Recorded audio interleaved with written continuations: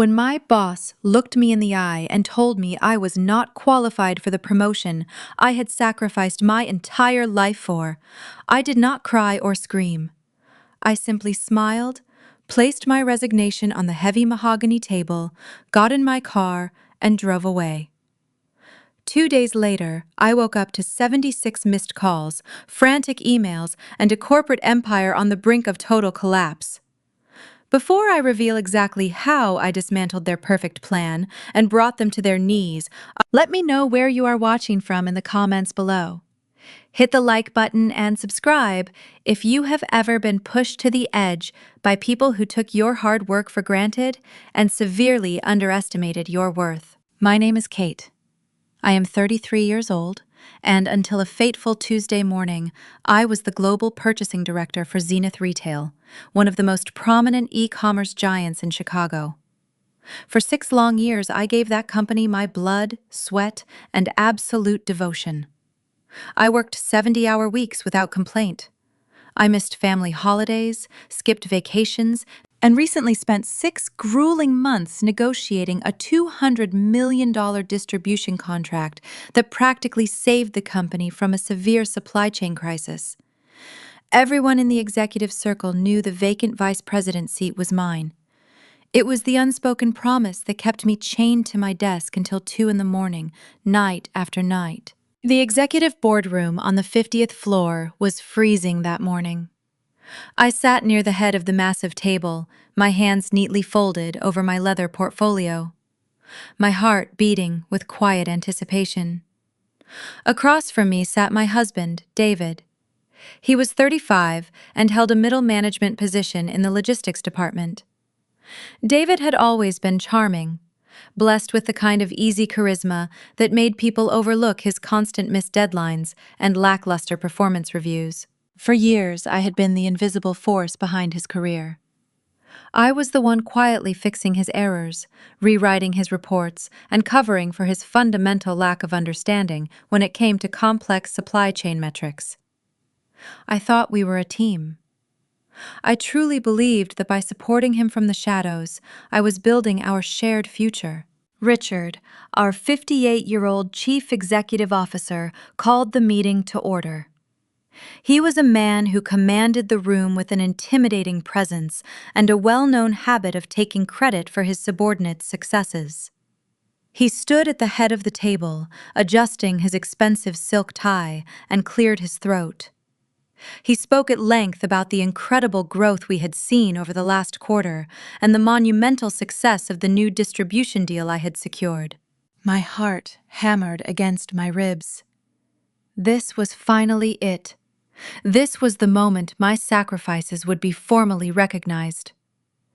Richard smiled broadly and announced that the board had made a final decision regarding the new vice president of global supply chain.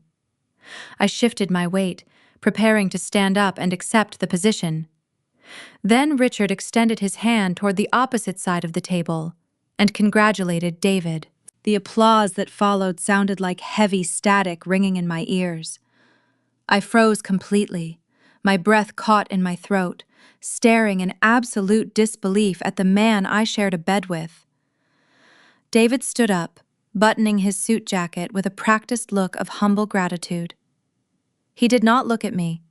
He did not offer even a passing glance of apology or surprise. He walked confidently to the front of the room and connected his tablet to the main projector, ready to present his strategic vision for his new executive role. As the first slide appeared on the massive screen behind him, a cold and heavy realization settled deep into my stomach. The presentation was mine. Every single data point, every predictive graph, every phased implementation strategy was pulled directly from the personal files I had spent the last 3 weekends compiling on my home laptop. Even the custom color scheme and specific font formatting were identical to my original draft. When he clicked to the 4th slide, my blood ran completely cold. I saw the exact typo I had made at 3 in the morning just 2 nights prior. A misplaced decimal point in the third quarter projections that I had been too exhausted to correct. My own husband had sneaked into my personal computer while I was sleeping, stolen my intellectual property, and was now standing in front of the board of directors using my life's work to steal my promotion. I could not stay silent. I placed my hands flat on the cold wood of the table and spoke clearly, asking David to explain the specific risk mitigation matrix he had just displayed on slide 7. He hesitated, his confident smile faltering for a fraction of a second because he had absolutely no idea what those numbers actually meant. Before he could fumble through a fabricated answer, Richard intervened. Richard looked down at me with a patronizing expression that will be burned into my memory forever. He told me I was entirely out of line. He said I lacked the maturity and emotional control required for executive leadership. Then he delivered the words that completely shattered the illusion of my career and my marriage in one sweeping blow. He told me that at 33, a woman should know when to step back and be the solid foundation for her husband's success. He looked me dead in the eye and said David had a natural leadership mindset, while I was simply built to be an executor. I turned my gaze back to David, waiting for the man who had promised to love and protect me to speak up. I waited for him to defend my work, to correct Richard, or at the very least look ashamed of what he had done. Instead, David simply stood at the front of the room and offered me a small, condescending smirk. It was a look of pure, unadulterated triumph. In that singular moment, the fog of marital love and corporate loyalty burned away entirely, leaving behind a sharp and crystalline clarity. They expected me to cry. They expected me to throw a hysterical fit which would conveniently prove Richard's sexist point about my emotional instability. They expected me to fall in line, swallow my pride, and quietly continue doing David's job for him from the shadows, just as I always had. They were entirely wrong. I did not raise my voice. I did not shed a single tear. I calmly stood up the legs of my chair, scraping softly against the hardwood floor. I reached into my leather portfolio and pulled out a crisp white envelope. As a strategic planner, I always believed in preparing for worst-case scenarios. This formal resignation letter had been sitting in my bag for months, printed and ready just in case the corporate politics ever tipped too far into toxicity. I walked over to Richard and placed the envelope directly on his laptop keyboard. I unclipped my corporate security badge from my lapel and set it neatly on top of the envelope. I looked at the board members announced that my resignation was effective immediately, wished David the best of luck in executing a strategy he fundamentally did not understand, and walked out of the room. The silence I left behind was absolute. No one tried to stop me. No one called my name. I took the elevator down to the underground parking garage, my footsteps echoing loudly in the empty concrete space. I got into my car, the quiet hum of the engine sounding like the first real breath of freedom I had taken in 6 years. Just as I shifted into drive, my phone buzzed in the cup holder. It was an automated security alert from the private server I had personally built and maintained. The notification read that the master algorithm's source code had been successfully disconnected from the Zenith retail mainframe. I smiled, pulled out of the parking garage, and merged into the busy Chicago traffic. Richard and David thought they had just secured their bright futures by easily discarding me. They had absolutely no idea that they had just triggered their own spectacular destruction. I had driven only 3 blocks from Zenith Retail when my phone began ringing again. The caller identification showed the Executive Human Resources Office. For years, that number had meant another emergency, another request to postpone a vacation, or another quiet demand that I repair a mistake David had made. This time, I let it ring twice before answering through the hands-free system. The Human Resources Director spoke in a clipped, overly formal tone. She said my sudden departure had created confusion and asked me to return upstairs for an immediate exit interview. She also demanded every password vendor contact and technical credential connected to the global distribution network. I kept my eyes on the traffic and told her that my resignation was final, that I had taken no company property, and that all further requests had to be sent to me in writing. When she warned that refusing a verbal debrief could be considered insubordination, I reminded her that I was no longer an employee. Then I ended the call. At the next intersection, I turned into a public parking garage and pulled into an empty space. I was too experienced in corporate risk to make important decisions while angry or while driving. I opened the encrypted archive on my personal tablet and reviewed the records I had quietly preserved over the previous several months. I was not searching Zenith's systems, and I was not downloading anything from the company. The archive contained only files created on my own computer, copies of contracts I was legally entitled to retain, and automated security logs from my private devices. Those logs showed that David's personal phone had connected to my laptop at 2:14 in the morning 2 nights earlier. A large folder had been copied to an external drive registered under his name.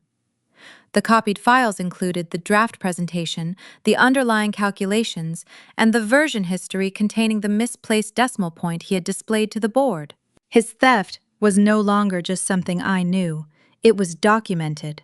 Months earlier, after Richard had dismissed another one of my proposals, and David had pressured me to rewrite yet another failed report, I had consulted an employment and intellectual property attorney named Elena Park. Elena had helped me prepare the resignation letter that had been sitting in my portfolio. She had also given me one rule that mattered more than any other when the moment came I was to preserve evidence. Stop touching company systems and communicate only through verifiable channels. I called her from the parked car. I told her exactly what had happened in the boardroom, including David's stolen slides, Richard's discriminatory comments, and the immediate demand for administrative credentials. Elena did not celebrate or encourage retaliation. She told me to remain calm, send her the device logs, and make no attempt to enter the Zenith network after my departure. Within 20 minutes, Elena issued a formal preservation notice to Zenith Retail. The letter required the company to retain the boardroom security footage, the presentation files submitted under David's name, internal emails concerning the promotion, human resources records, and all access logs connected to my account. It also instructed Richard and David not to destroy, edit, or overwrite any relevant material. The notice did not accuse anyone of a crime. It simply froze the evidence in place. That distinction mattered. I was not trying to manufacture a scandal. I was making sure the truth could not be rewritten once the people inside that room realized how much danger they had created for themselves. A separate, automated notification appeared on my tablet a few minutes later. It came from the license manager for Vanguard Solutions, the private logistics platform that supported Zenith's forecasting and routing tools. The message stated that Zenith's Human Resources Directory had marked the named administrator as inactive. Under the existing license agreement, that employment status change automatically suspended privileged access until an authorized replacement could be approved by the software owner. I did not press a remote destruction button. I did not erase data, shut down warehouses, or interfere with a single shipment. The safeguard had operated exactly as the signed agreement required. Zenith still possessed its own records and hardware, but it no longer had permission to use privately owned software without a valid administrator and an active license. That legal difference was the wall between resignation and sabotage. Richard had spent years assuming anything I created automatically belonged to him. David had made the same assumption about my mind, my marriage, and my time. Neither man had ever bothered to examine the documents that defined the limits of their access. Now those limits were enforcing themselves. I forwarded the automated notice to Elena, who added it to the protected case file. She advised me not to respond to any request for restoration until Zenith's lawyers identified the contractual basis for their demand. If the company wanted access, it would have to negotiate with the lawful owner rather than ordering a discarded employee to work for free. My voicemail filled while I sat in the garage. Richard left a message, accusing me of staging an emotional spectacle and warning that he could end my career with one phone call. David's messages were less controlled. First, he ordered me to send the master credentials. Then he demanded the location of the implementation schedules. Finally, his tone shifted into panic. He admitted that the board expected him to lead an integration meeting the following morning, and that he could not even identify the secure vendor portals. I saved every message without answering. The threats supported my case. The pleas proved that the man who had accepted credit for my strategy could not perform the work behind it. The most important communication came from outside Zenith. An attorney for Apex Global Holdings, the company behind the $200 million distribution agreement, sent a neutral request, asking whether I remained employed as the executive supervising the rollout. Elena answered on my behalf with a single factual sentence. I had resigned, effective immediately, and no longer possessed authority to represent Zenith Retail. We did not ask Apex to cancel the agreement. We did not mention the key person clause or advise them what action to take.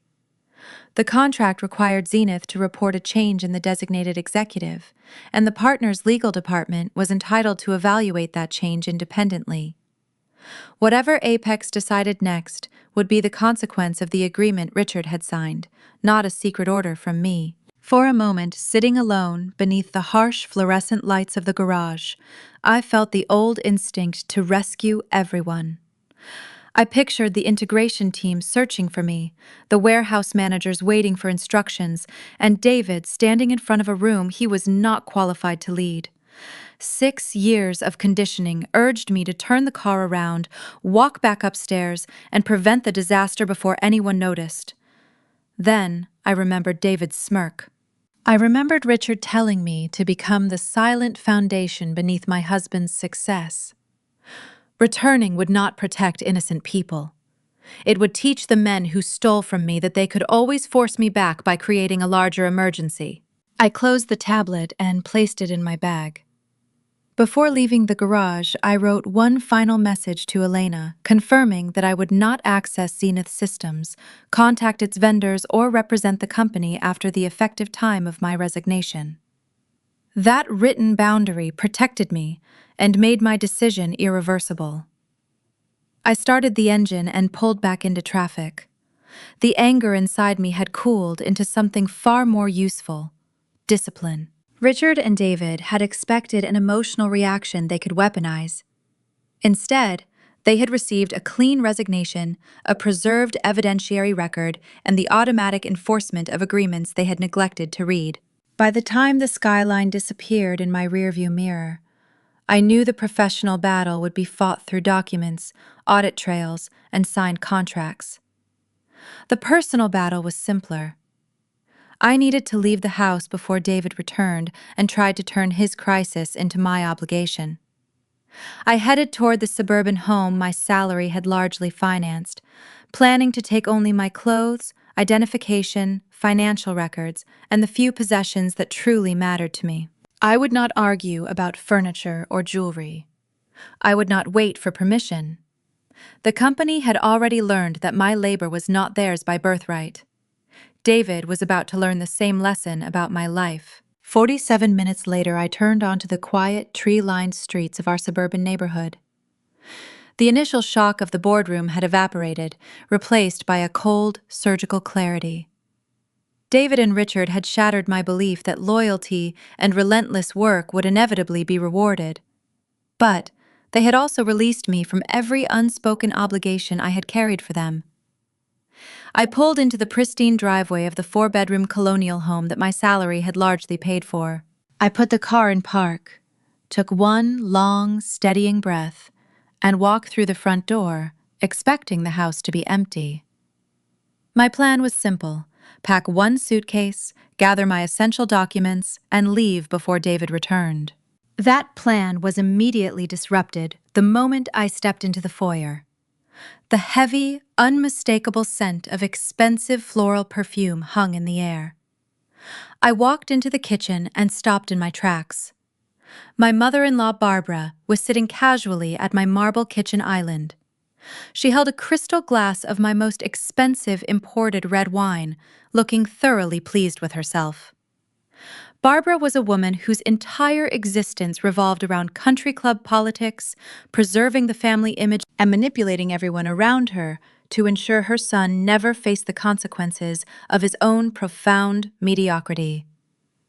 When she saw me walk in, her self-satisfied smile twisted into a sharp, judgmental sneer.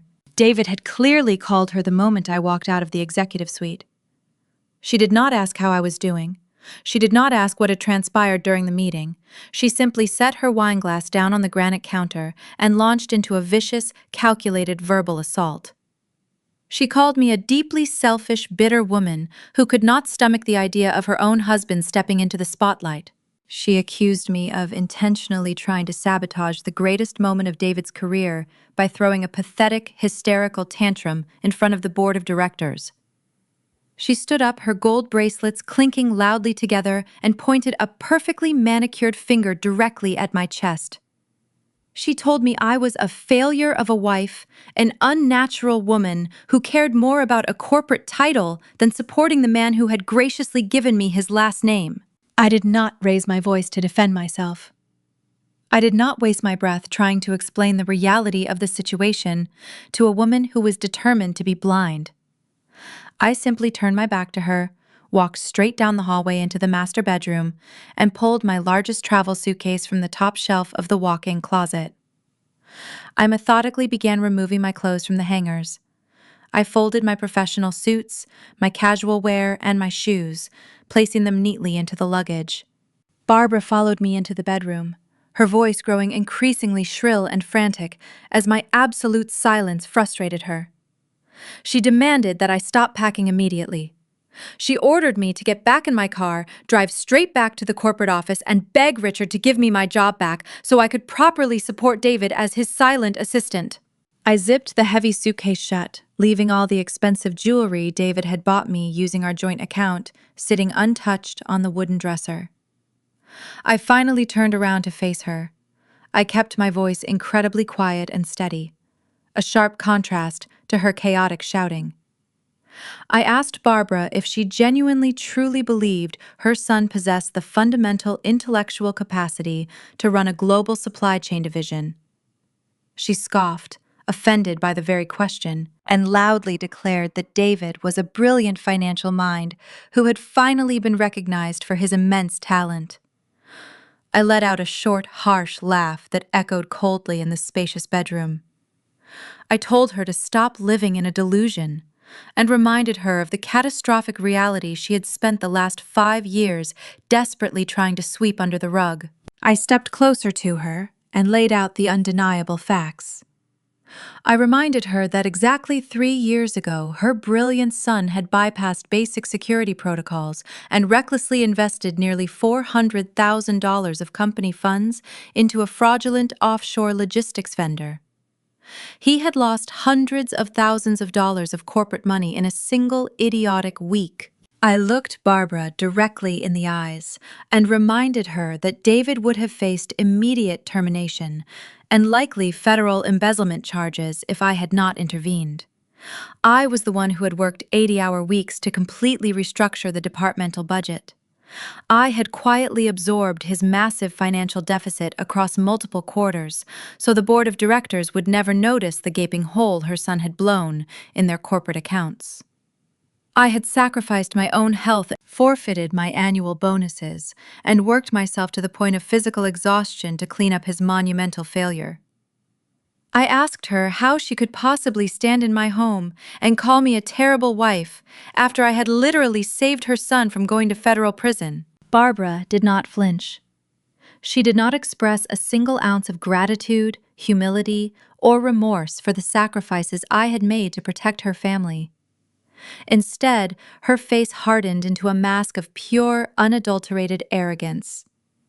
She waved her hand dismissively, casually referring to that massive financial disaster as a minor learning curve that any young executive might face.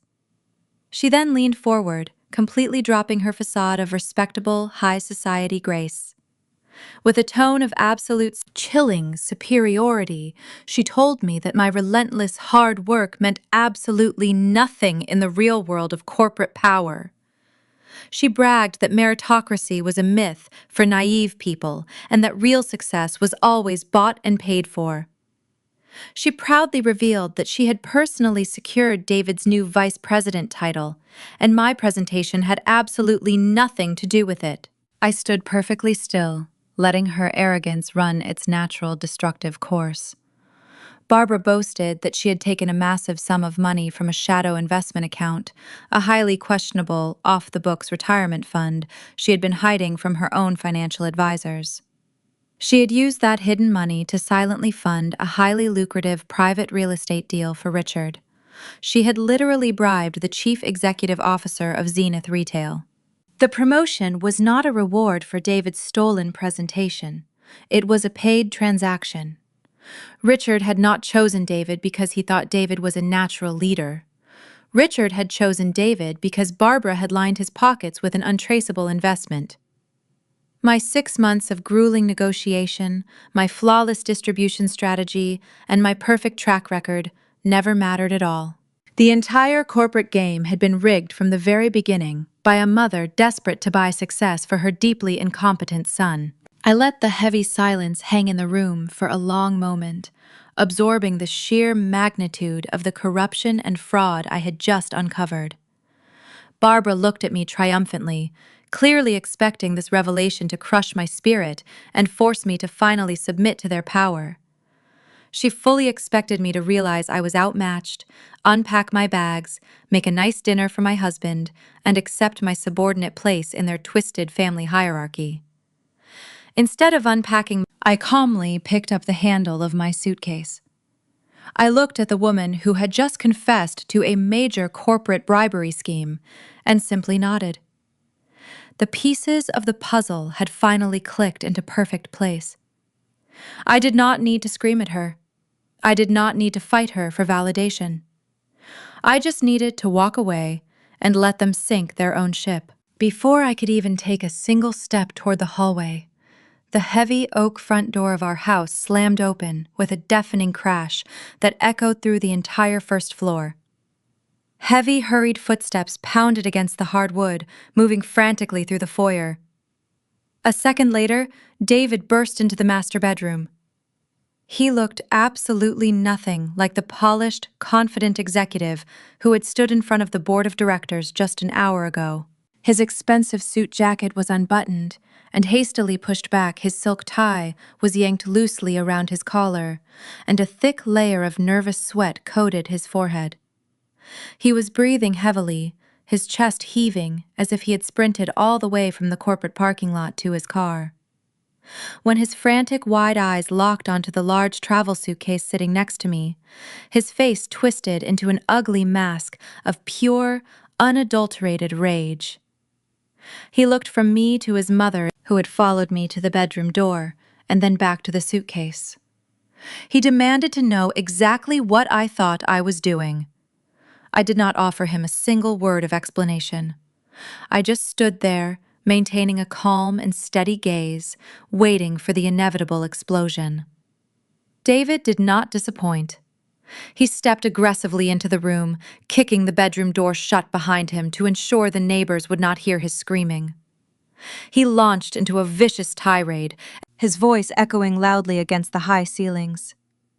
He screamed that my little theatrical stunt in the boardroom had humiliated him in front of the most powerful people in the company. He paced back and forth at the foot of our bed, wildly gesturing with his hands, complaining that my resignation made him look like a weak man who could not even control his own wife.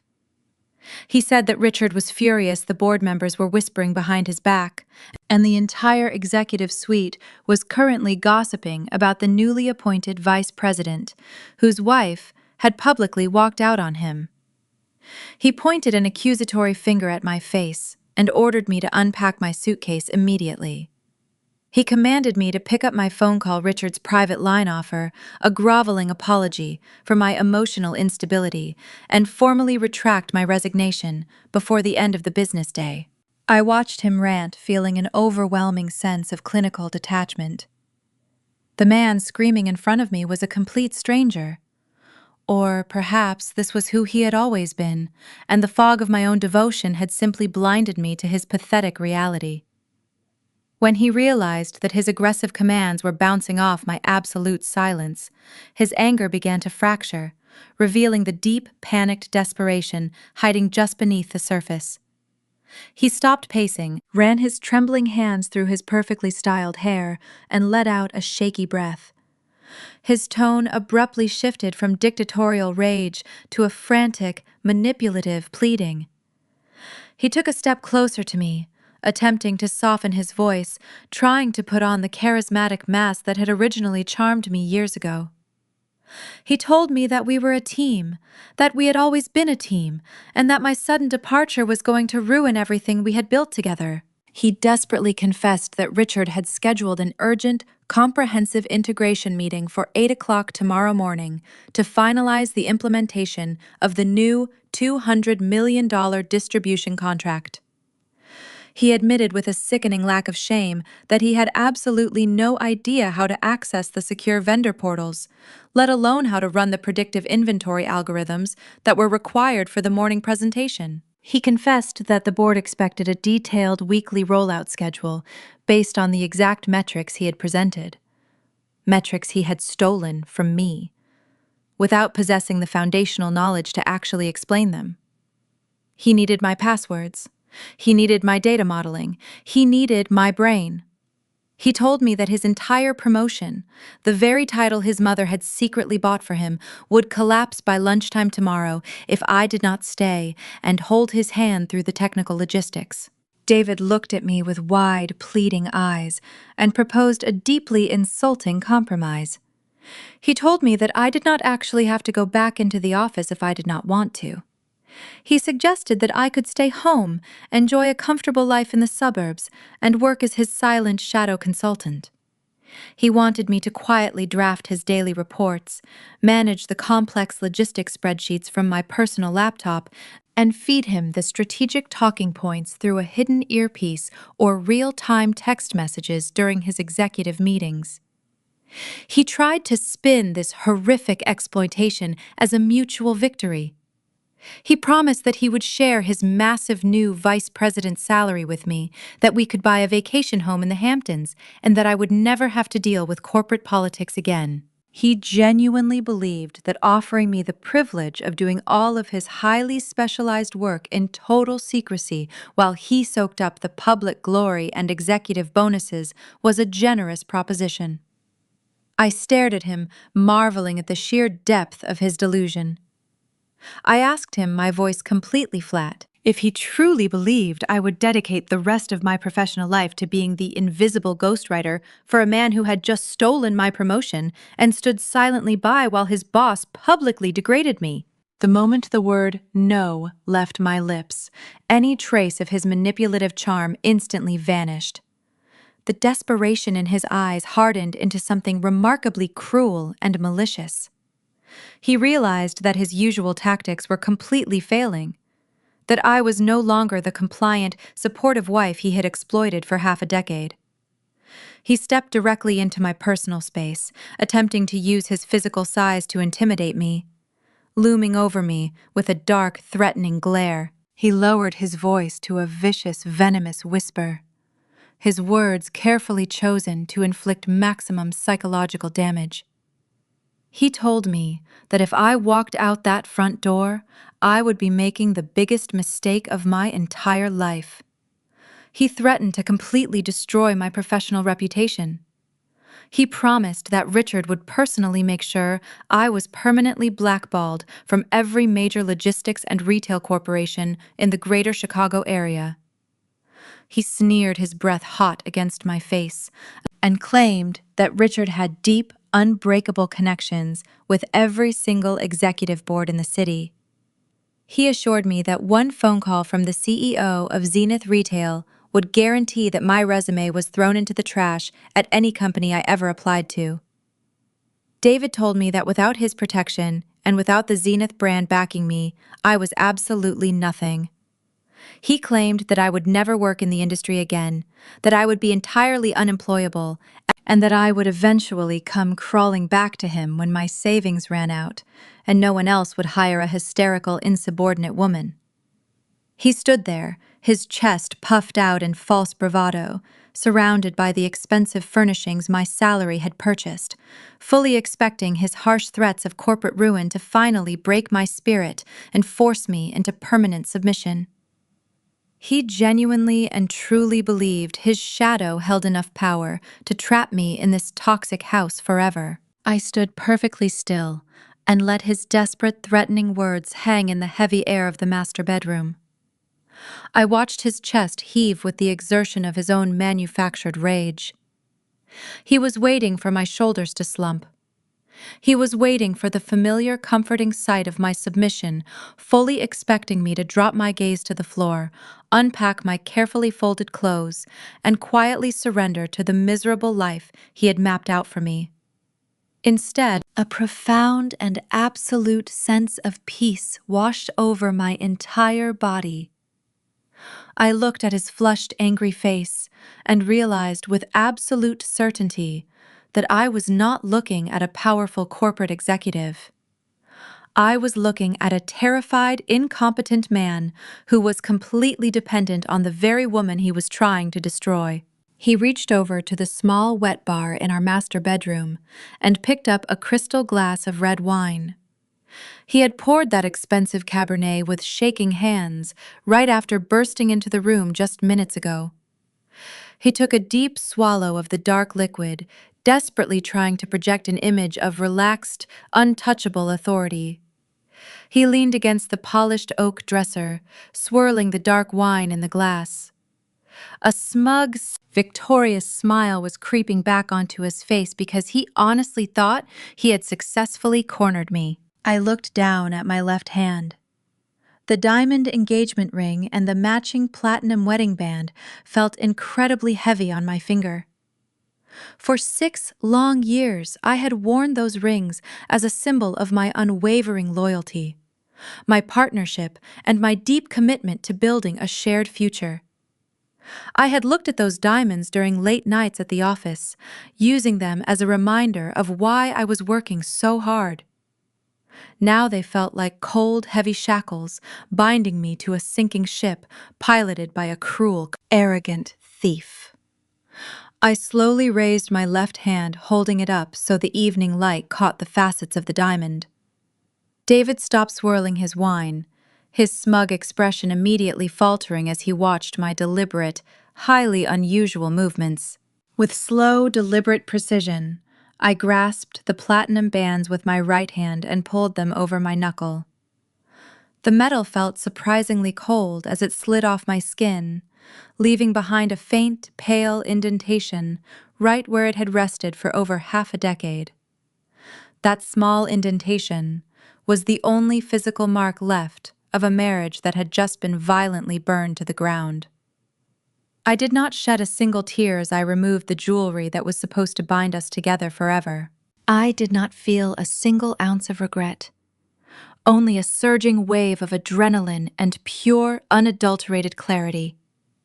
I walked slowly across the plush carpet, closing the short distance between us until I was standing directly in front of him. I was close enough to smell the stale alcohol on his nervous breath. David stared at me, his arrogant smirk entirely wiped away by the cold, unyielding, and dangerous look in my eyes. He opened his mouth to speak, perhaps to issue another empty corporate threat or offer another manipulative, desperate promise. I did not give him the opportunity to utter a single syllable or attempt another pathetic psychological manipulation tactic. I held the ring suspended directly over his crystal wineglass, looking straight into his panicked, wildly shifting eyes. Without breaking eye contact, I opened my fingers and let the heavy diamond and platinum rings fall right down. The rings dropped into the dark red wine with a sharp, final clink that echoed loudly in the quiet bedroom. The dark liquid splashed up slightly, staining the pristine white cuff of his extremely expensive tailor-made dress shirt. David flinched violently, looking down at the crystal glass in his hand as if it had suddenly caught fire. The rings sank straight to the bottom, completely submerged and distorted by the deep red liquid inside the glass. It was a perfect, poetic visual representation of exactly what he had done to our entire life in marriage. He stared at the bottom of the glass, his mouth slightly open, entirely speechless, and completely frozen in place. The grand, intimidating illusion of power he had tried so desperately to project, completely shattered in a single instant. I turned my back on him without a second glance, refusing to waste another moment looking at his face. I walked over to where my large travel suitcase sat on the floor, the heavy zippers already securely fastened. That suitcase contained everything I needed to start my new life, leaving behind everything that had dragged me down. I grasped the extendable handle and pulled it upward with a solid metallic click that broke the suffocating silence. The sound snapped Barbara out of her shocked silence, as she had been watching the entire exchange unfold silently. She stepped forward from the doorway, her voice shrill and panicked, finally realizing her master plan was falling apart. She told me that I was making a terrible mistake, and that I would deeply regret this childish decision forever. I completely ignored her desperate squawking, gripping the handle of my suitcase and beginning to walk toward the hallway. The smooth wheels rolled easily over the hardwood floor, clicking softly as I moved steadily toward the front entryway. The physical weight of the luggage was absolutely nothing compared to the massive emotional burden I was leaving behind. With every single step I took toward the front door, I felt my posture straighten and my lungs fully expand. I was no longer the exhausted, underappreciated wife desperately trying to keep a failing, incompetent man afloat at work. I reached the grand entryway of the house, the beautiful space where I had greeted David every single evening. This was the very place where I had hosted his colleagues and played the role of the perfect supportive partner. I rested my hand on the cool metal of the front door handle, pausing as I heard his heavy footsteps. I could hear David's hurried footsteps coming down the hallway behind me, stumbling over his own expensive leather shoes. He was desperate to stop me, realizing that his threats of corporate ruin had completely failed to trap me here. I paused and turned around to face him one last time, watching him stop just a few feet away. He clutched the wooden doorframe, his face pale and slick with nervous sweat, his eyes wide with mounting terror. He was breathing heavily, finally realizing that he was about to be left completely alone to face corporate disaster. He opened his mouth, stammering my name, pleading with me to wait, begging me to just be entirely reasonable. I offered him a calm, serene smile that held absolutely no malice, only absolute, unwavering, and chillingly cold certainty. I looked directly into his terrified eyes and delivered my final words with quiet, surgical precision and perfect clarity. You just got promoted, thanks to a brilliant, flawless strategic roadmap, I said, my voice steady and totally clear. I genuinely wish you all the very best of luck trying to run that entire logistics network without having the administrative access. I turned the heavy brass handle, pulled the front door wide open, and stepped out into the crisp night air. I pulled my suitcase over the threshold, letting the heavy door swing shut behind me with a definitive, satisfying slam. The sound of that door closing was the loudest, most liberating noise I had ever heard in my entire life. I walked down the paved walkway toward my car, the wheels of my suitcase gliding smoothly over the concrete. The crisp night air filled my lungs, and for the first time in over half a decade, I felt like I could actually breathe. I opened the trunk of my car, hoisted my luggage inside, and shut it firmly. When I slid into the driver's seat and gripped the leather steering wheel, my hands were completely steady. I did not look back at the house. I did not look at the glowing windows of the master bedroom, where I knew David and Barbara were currently spiraling into a state of absolute panic. I simply put the car in drive and pulled out of the neighborhood, leaving behind the suffocating illusion of my marriage and the toxic weight of their expectations. The drive out of the Chicago suburbs took less than an hour, but with every passing mile marker, a heavy layer of invisible armor seemed to melt away from my shoulders.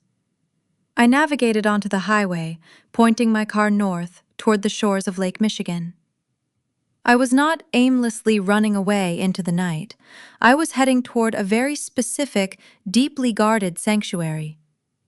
4 years ago, shortly after David had nearly bankrupted us with his catastrophic offshore vendor investment, my maternal grandmother passed away.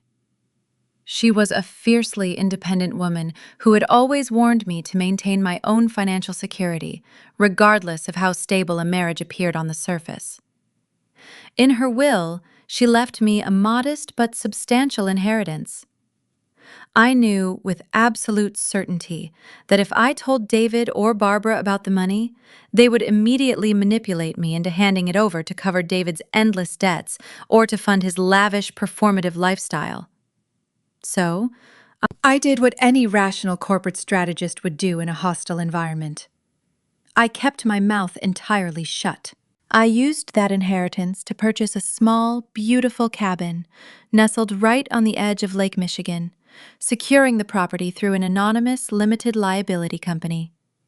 It was my ultimate safety net, a quiet refuge surrounded by towering pine trees and the soothing, rhythmic sounds of the water.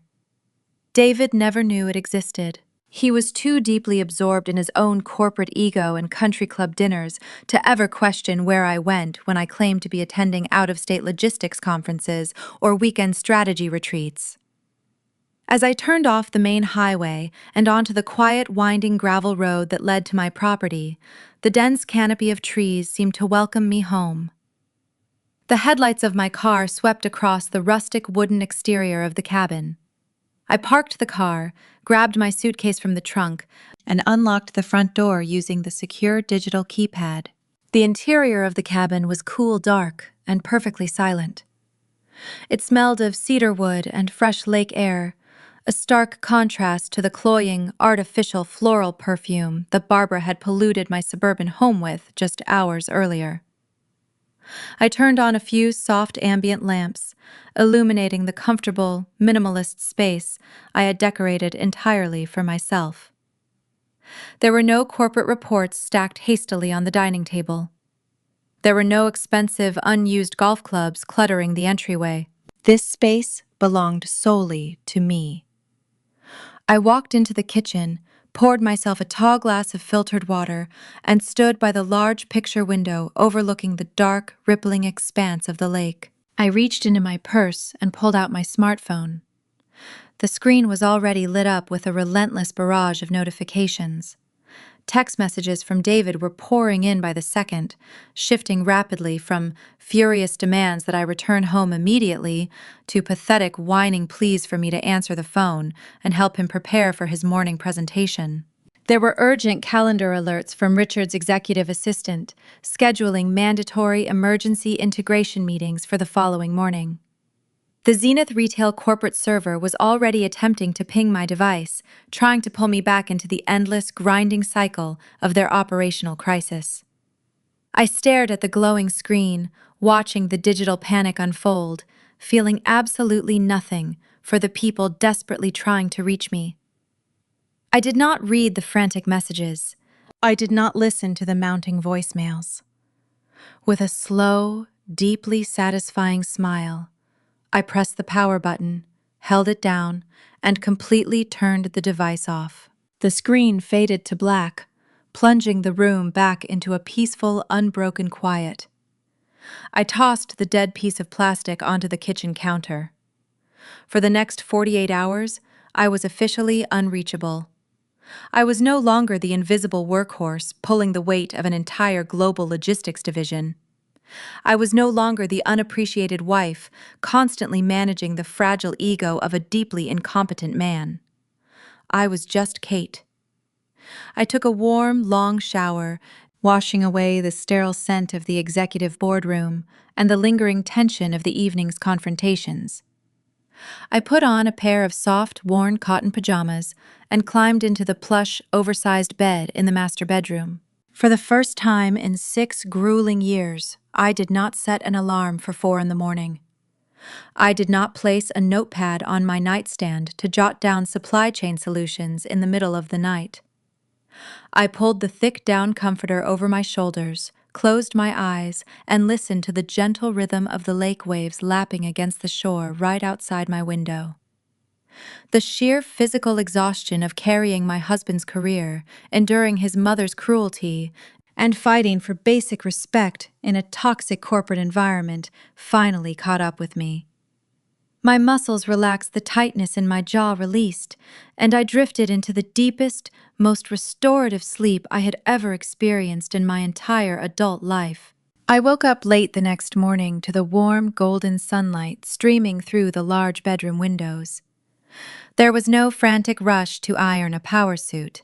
There was no anxiety-inducing commute through gridlock traffic while reviewing vendor compliance reports. I spent my first full day of freedom doing absolutely nothing of corporate value. I made a slow, deliberate pot of fresh coffee, savoring the rich aroma as it filled the cabin. I sat on the back wooden deck wrapped in a thick wool blanket, watching the morning mist slowly burn off the surface of Lake Michigan. I read a fiction novel simply for the pleasure of reading. I cooked myself a nourishing, quiet meal and ate it without staring at a glowing spreadsheet on a secondary monitor. Throughout those 48 hours of deliberate isolation, I felt my mind completely clear and my bruised spirit begin to heal. The residual anger and bitterness that had clouded my judgment slowly dissipated, leaving behind a sharp, clinical, and highly strategic focus. I knew exactly what was happening back in Chicago. I knew that without my administrative access and strategic oversight, the massive distribution contract I had negotiated was currently functioning like a highly complex machine with no engine. I pictured David sitting in that 8 o'clock morning meeting, sweating through his expensive tailored suit, entirely incapable of explaining the foundational operational metrics to Richard and the demanding board of directors. But their panic was no longer my emergency. Their catastrophic failure was no longer my burden to bear. I spent my second evening at the cabin sitting by a crackling fire in the stone hearth, nursing a glass of fine bourbon I had saved for a special occasion. This was the ultimate special occasion. It was the celebration of my own liberation. I watched the bright orange flames dance and consume the dry wood, feeling a profound sense of power and absolute control over my own destiny. I was giving them exactly what they had asked for. They wanted to run the company without my leadership. They wanted to pretend that my brilliance was entirely dispensable. I was simply allowing them to experience the catastrophic reality of their own extreme arrogance. Let them scramble. Let them sweat. Let them realize the true, devastating cost of their profound disrespect. My silence over these 2 days was not a retreat or an emotional surrender. It was the quiet, calculated drawing back of a bowstring, patiently preparing to release a devastating strike that would ensure they could never take advantage of me again. The bright, golden light of the third morning filtered through the tall pine trees and spilled across the wide plank hardwood floors of my cabin. I woke up naturally, without the harsh, jarring blare of a corporate alarm clock, feeling a profound sense of physical and mental restoration. The deep, heavy exhaustion that had weighed down my bones for 6 years was entirely gone. I spent a few quiet moments lying under the thick down comforter, listening to the gentle rustling of the wind against the window panes. I had given myself 48 hours of absolute, uninterrupted grace. I had allowed my mind to rest, my heart to detach, and my nervous system to recalibrate after the profound betrayal I had endured. But now the sanctuary of silence had served its purpose. It was time to survey the absolute wreckage I had left behind in Chicago. I pushed the heavy blankets aside, walked into the rustic kitchen, and brewed a fresh pot of coffee. I poured myself a steaming mug, relishing the rich, dark aroma, and walked over to the marble island where my smartphone had been sitting, face down and lifeless for 2 days. I picked up the cold black rectangle of glass and pressed my thumb firmly against the power button. The screen illuminated with a stark white glow, taking a few agonizingly slow seconds to reboot the operating system and reconnect to the cellular network. The moment the signal bars appeared at the top corner of the screen, the digital floodgates burst completely open. My phone actually vibrated continuously in the palm of my hand for nearly 3 full minutes as a massive, suffocating backlog of notifications crashed into the device. The chimes, dings, and alert tones overlapped into a chaotic symphony of corporate terror. I leaned back against the kitchen counter, taking a slow sip of my coffee, and watched the panic unfold in real time. The lock screen tallied the sheer desperation. There were exactly 76 missed calls. The vast majority of them were from David, but a significant, highly unusual portion came from Richard's private cell phone. The Executive Human Resources Department and several direct lines belonging to the Zenith Retail legal team. I bypassed the frantic voicemails entirely and opened my secure email application. My inbox was an absolute sea of red high-priority flags. There were over 400 new internal emails, and the bold subject lines painted a vivid, highly detailed picture of unmitigated disaster. The earliest messages, sent just a few hours after my dramatic exit from the boardroom on Tuesday afternoon, were arrogant and commanding. Richard had sent formal, legally threatening emails demanding that I immediately surrender all administrative passwords and return to the office to face a disciplinary review. He was clearly still playing the role of the untouchable chief executive, treating my calculated resignation as a temporary, hysterical, female tantrum. He fully expected me to cave under the threat of corporate retaliation. But as my eyes tracked the timestamps progressing into Wednesday morning and stretching late into Wednesday night, the tone of the emails drastically shifted, from arrogant, dictatorial demands to sheer, unadulterated panic. I opened a massive email chain marked highly urgent that included the entire executive board, the IT department, and the regional warehouse managers.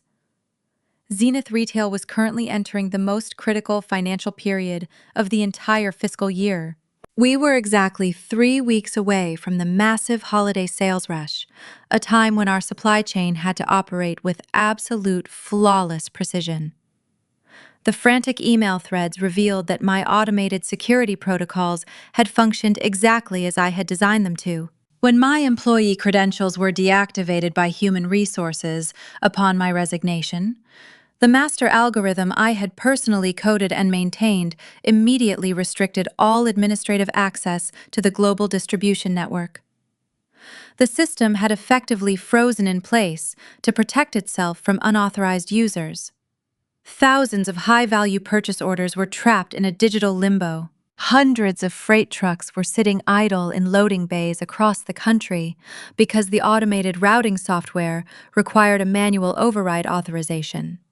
An authorization that only I possessed and only my fingerprint could unlock.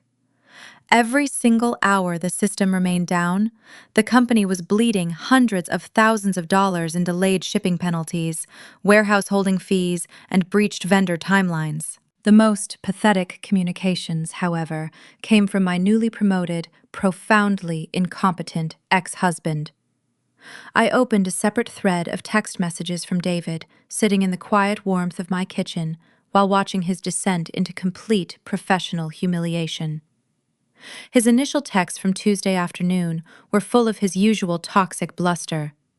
He ordered me to stop playing games, told me I was embarrassing him, and demanded I send him the login credentials so he could get to work. By Wednesday afternoon, his messages had devolved into frantic, misspelled pleas for salvation. According to the panicked updates he had sent me, he had apparently attempted to guess the master password to the logistics mainframe. Because he possessed absolutely no understanding of the back-end architecture, He failed the security protocol 3 consecutive times and inadvertently triggered a hard, irreversible lockout across the entire regional server. He sent long, rambling paragraphs begging me to just call him back. He promised that he could talk Richard into giving me a substantial raise and a better title if I would just drive into the city and fix the coding errors. He admitted with a sickening lack of pride that the board of directors was breathing down his neck, demanding to know why the new $200 million distribution contract was currently paralyzing their domestic shipping routes. David had stood in front of those powerful executives, wearing his expensive suit and his unearned, bought and paid-for title, and had to admit that he had absolutely no idea how to turn the machines back on. He tried to blame the IT department, but the lead developers had thrown it right back at him, exposing to the entire board that the new vice president of global supply chain did not even know the basic coding language the software was written in. His texts became a pathetic stream of consciousness, begging me to save him from being fired, pleading with me to remember our wedding vows, and claiming that his mother was threatening to cut him off if he ruined the investment she had made in his career. I stood in my peaceful lakeside cabin, reading the digital evidence of his spectacular failure. There was a time not too long ago when seeing David in this level of distress would have sent my heart into an absolute panic. I would have dropped everything, rushed to his side, skipped meals, and worked through the night to repair his mistakes and shield him from the harsh consequences of his own stupidity. I would have protected him at the expense of my own sanity. But looking at his desperate pleas now, I felt absolutely nothing but a cold, clinical, and deeply satisfying vindication. He had wanted the executive title. He had wanted the glory, the massive salary, and the unchecked power. He had just forgotten that true power requires actual, undeniable competence. I took a slow sip of my coffee, savoring the rich flavor as I scrolled through the final desperate emails from Richard. The CEO was begging for a meeting, offering to negotiate my return on whatever terms I deemed appropriate. They were drowning, and they finally realized that I was the only lifeboat they had. I was not going to rescue them. I was not going to save Richard's corrupt company, and I was certainly not going to save David's fabricated career. I was going to let them choke on the ashes of their own arrogance. But the frozen supply chain and the locked servers were only the beginning of their nightmare. The real devastation, the weapon that would completely destroy Richard's empire and wipe the smug smile off Barbara's face permanently, was a ticking time bomb they did not even know existed yet. I set my phone down on the smooth marble counter, knowing that they were about to discover the fatal, catastrophic flaw buried deep within the legal paperwork of that massive distribution deal. The morning sun climbed higher above the lake, casting long, sparkling reflections across the water. I turned away from the marble counter and decided to take a slow, deliberate walk along the shoreline. The crisp autumn breeze whipped through the pine trees, carrying the earthy scent of fallen leaves and damp soil. For the next 2 hours, I did not think about supply chain metrics, corporate bribery, or the spectacular implosion of my marriage. I simply walked along the edge of the water, listening to the gentle crash of the waves, allowing the cold air to completely clear my mind. I skipped stones across the surface, watching them bounce and sink into the dark depths, feeling a profound sense of detachment from the chaos unfolding in the city. I knew that by noon, the temporary paralysis of their domestic shipping routes would be entirely overshadowed by a financial disaster of epic proportions. When I finally returned to the warmth of the cabin, the heavy silence of the rooms felt different. It was no longer just peaceful. It was charged with a sharp electric anticipation. I walked back into the kitchen, poured myself a fresh glass of water, and picked up my phone. The chaotic flood of text messages and internal company updates had noticeably stopped. The frantic, disorganized panic from David had been replaced by a heavy, ominous digital silence. I knew exactly what that silence meant. The corporate legal team at Zenith Retail had just opened the morning mail. I bypassed my overloaded work inbox and logged into my secure personal email account. Sitting right at the top of my messages was a highly confidential automated legal notification sent directly from the General Counsel of Apex Global Holdings. They were the international distribution conglomerate that had signed the monumental $200 million contract just a week prior. The subject line of the email was brief, formal, and devastating. It was a formal notice of immediate contract termination. I smiled, leaning against the kitchen counter, and opened the attached legal document to read the exact phrasing I had meticulously drafted 6 months ago. When I first began negotiating that massive deal, the executives at Apex Global Holdings were deeply hesitant to partner with Zenith Retail. They were fully aware of Richard's volatile leadership style and the company's notorious reputation for high executive turnover and disorganized management. They had flatly refused to commit hundreds of millions of dollars to a supply chain network that lacked stable, competent oversight. The only reason they agreed to move forward with the partnership was because of my personal professional reputation in the industry. They trusted my data modeling. They trusted my operational transparency. They trusted me. To secure their commitment, I had drafted a highly specific, legally binding safeguard, known in the corporate world as a key person clause. It was a standard, rigorous protection measure for massive financial agreements, stipulating that the contract was entirely contingent upon my direct, continuous supervision of the integration process. The legal phrasing was completely ironclad. It stated clearly that if my employment at Zenith Retail was terminated, altered, or voluntarily resigned during the first 36 months of the rollout, Apex Global Holdings retained the absolute, unquestionable right to dissolve the entire partnership immediately without incurring a single dollar in financial penalties. When I placed my resignation letter on the boardroom table on Tuesday afternoon, I had officially pulled the pin on that contractual grenade. The moment the Human Resources Department formally processed my departure and updated the active executive roster, the system automatically notified our Tier 1 partners of the sudden personnel change. The legal team at Apex Global Holdings had received that notification, recognized the immediate breach of their security conditions, and instantly exercised their right to walk away. I pictured Richard sitting in his lavish corner office, staring at the termination notice in absolute horror. The $200 million lifeline that was supposed to secure the company's future for the next 5 years had just evaporated into thin air. He had given David a vice president title specifically to manage a partnership that no longer existed. The entire foundation of their grand, corrupt corporate scheme had dissolved in less than 3 days. David's stolen presentation, his arrogant smirk in the boardroom, and Barbara's secret financial bribes were now tied to a completely empty, worthless endeavor. They had bought the captain's chair on a ship that was already resting at the bottom of the ocean. I walked over to the living room sofa, sat down, and watched the inevitable reaction begin to unfold on my screen. The silence did not last long. My phone buzzed, but this time it was not a pathetic, whining text message from David. It was a high-priority, certified digital letter sent directly from Richard.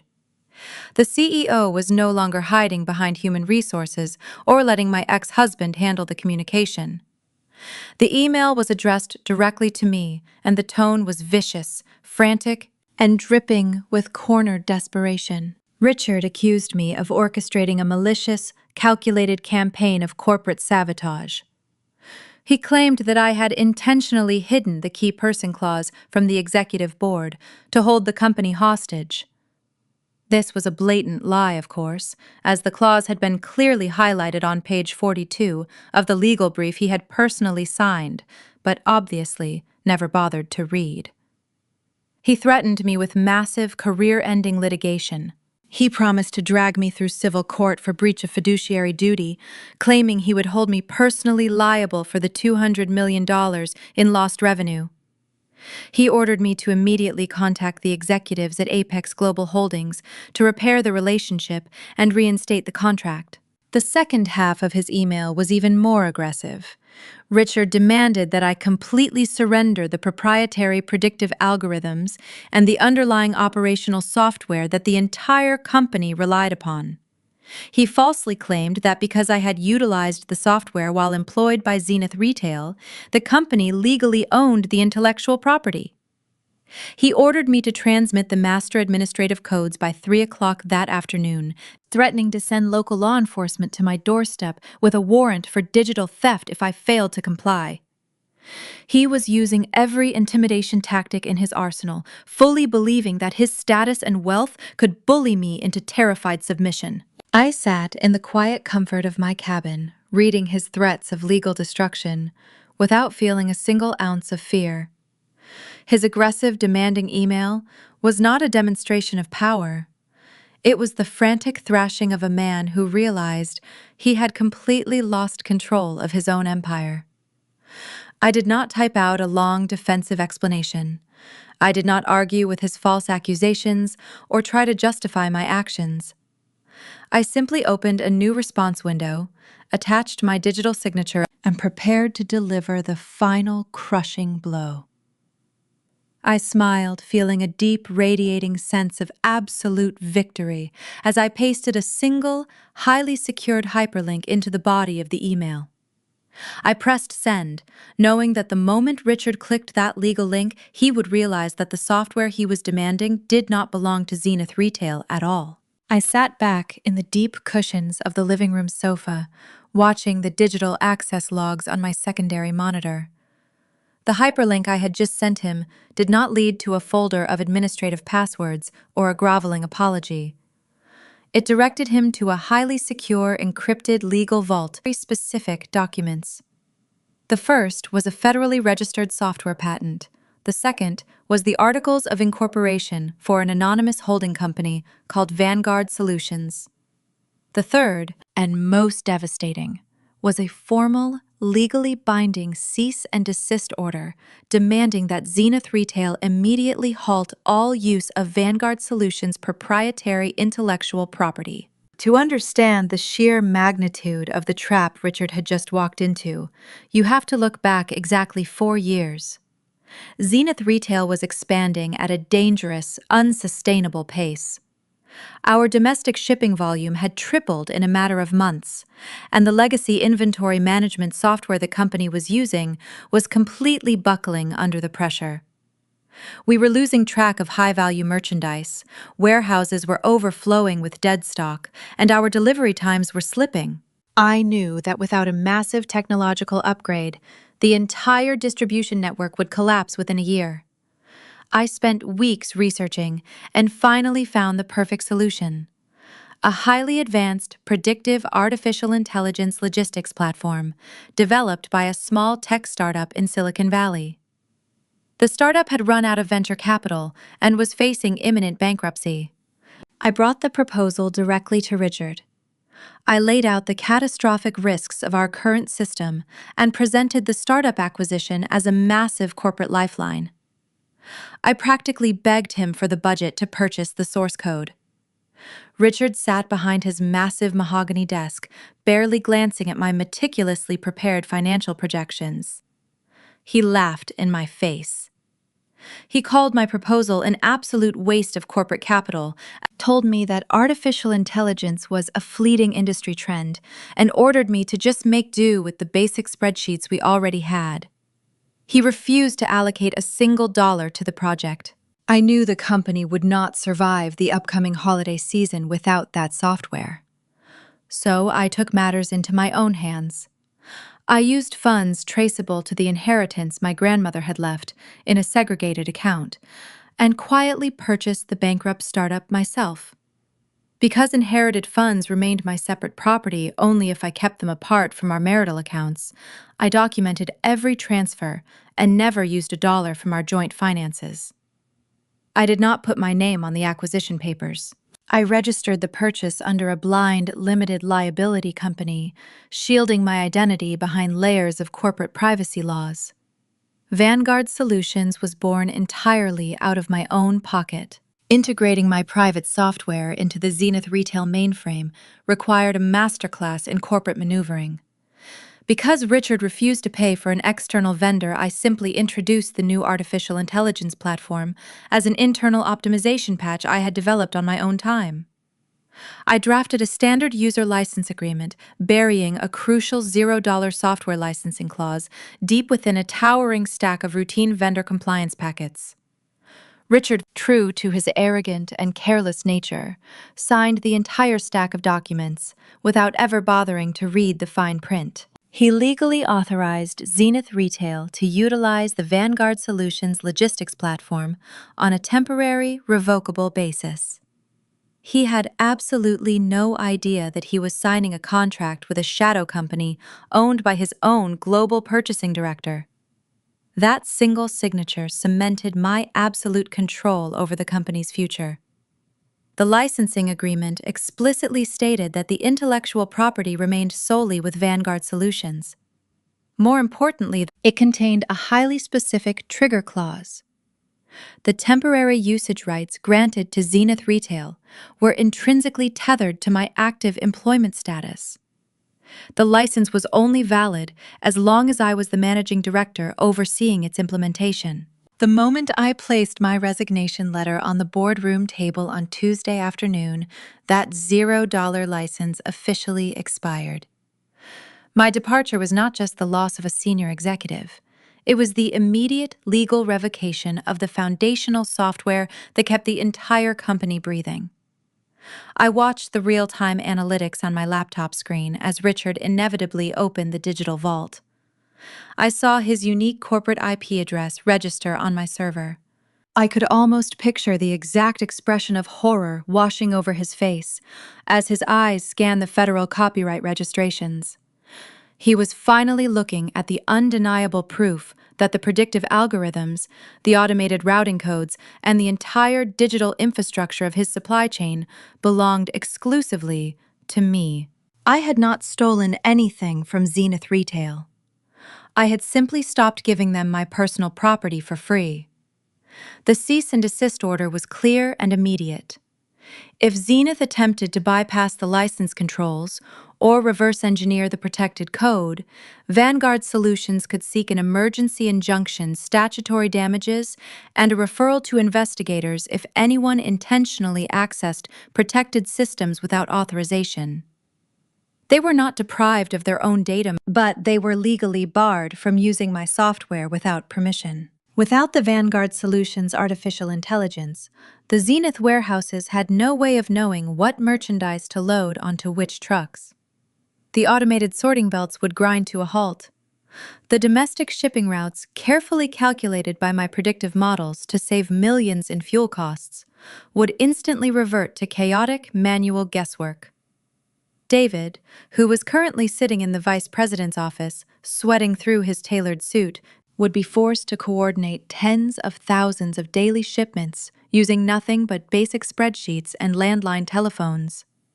It was a mathematical impossibility. My phone buzzed again, breaking the quiet tranquility of the cabin. It was another email from Richard.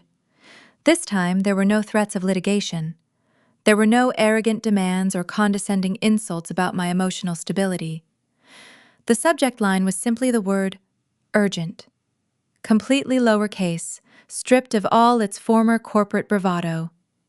I opened the message and read a frantic, poorly typed plea for a temporary extension of the software license.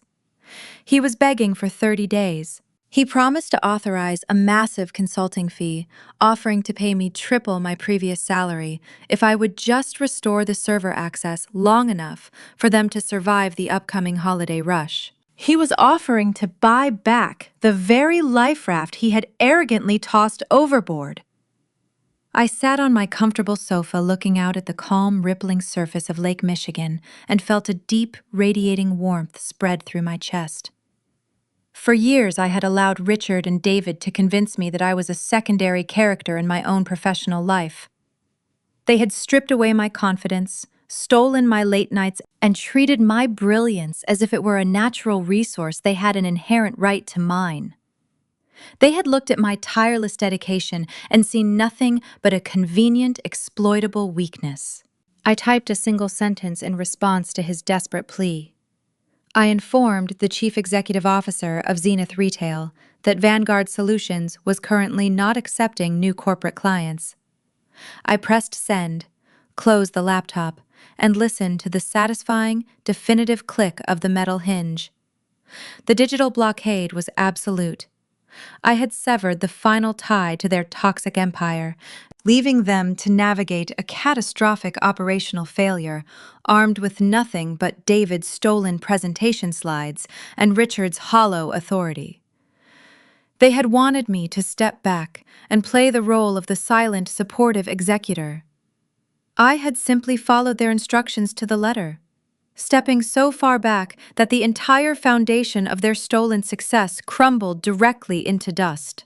The reality of their situation was about to become excruciatingly public. While I enjoyed the peace of my lakeside retreat, the absolute chaos unfolding back at the Zenith retail headquarters was being broadcast directly to my phone. My inside source was a senior dispatch coordinator named Ben. He hated Richard's toxic management style just as much as I did, and he absolutely despised David.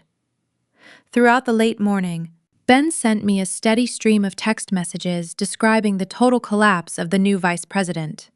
Running a global supply chain for a major e-commerce retailer is not a job for a novice. Zenith Retail moved an average of 40,000 shipping containers across the country every single day.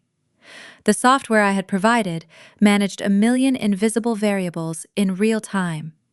It calculated sudden weather patterns, adjusted for highway traffic congestion, and dynamically routed inventory to warehouses based on real-time capacity limits. Without my software, David returned to the dark ages of logistics. He sat in the executive suite, staring blindly at raw spreadsheets containing millions of rows of unsorted data.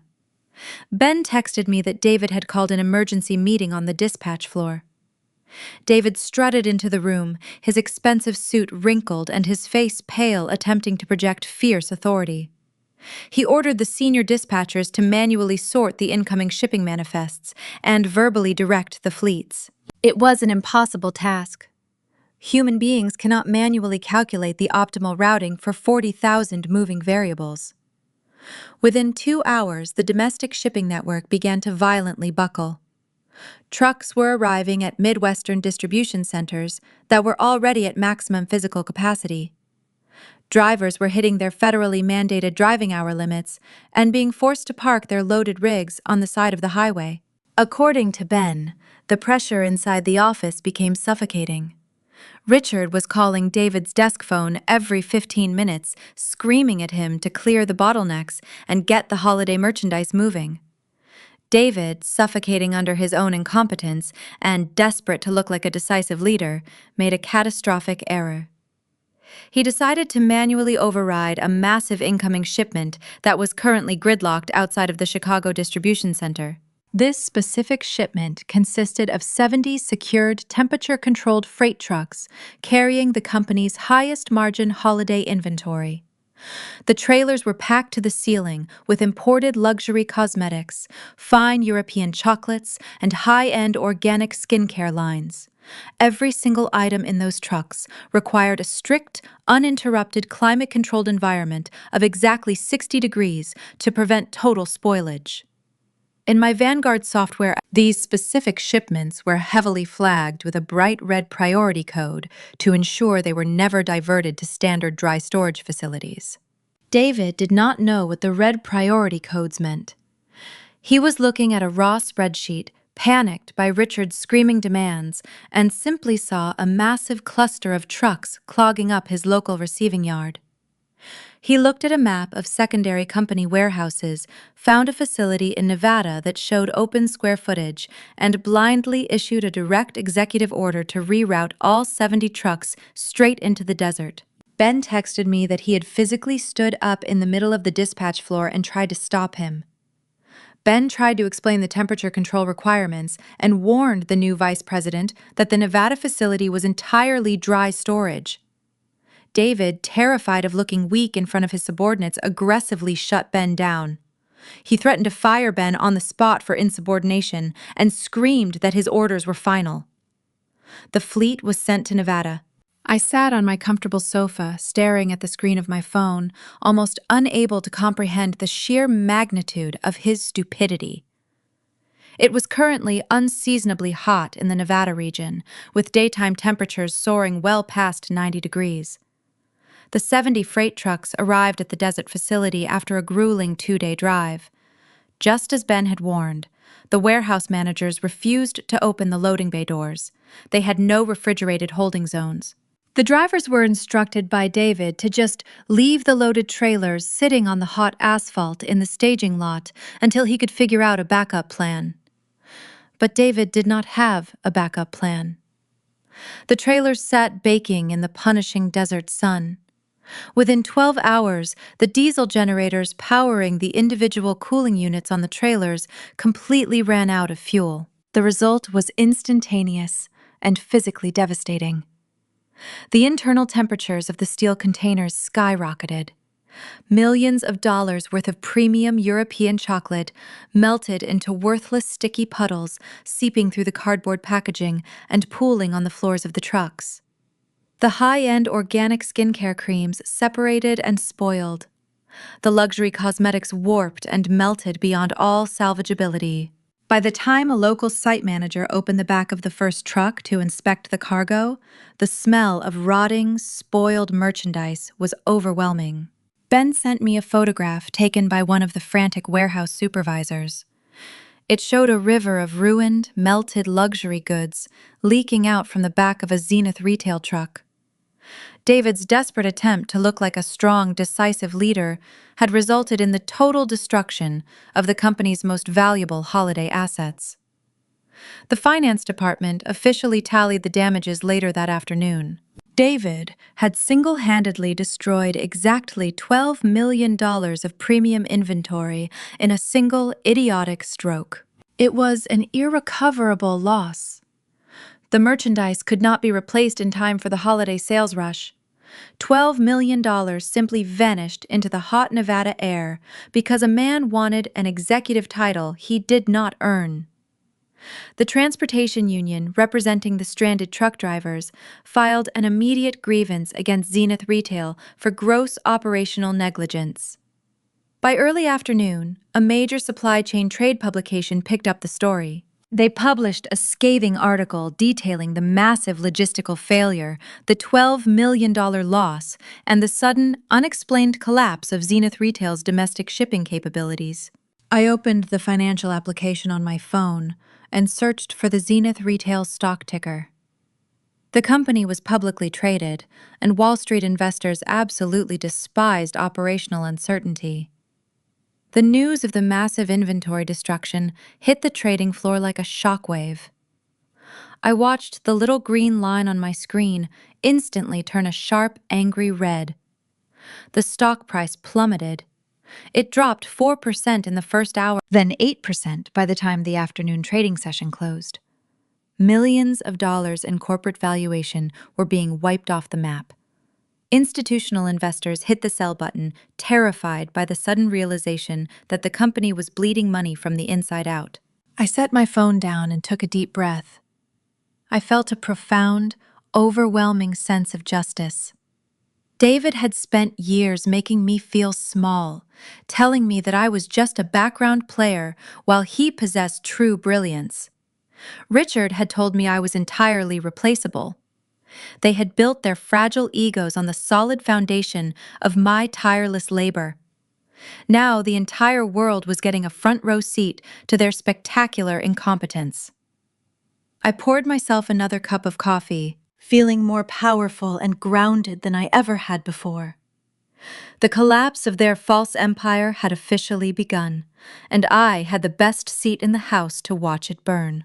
The crisp autumn morning at the lake house felt completely untainted by the massive corporate disaster unfolding hundreds of miles away in Chicago.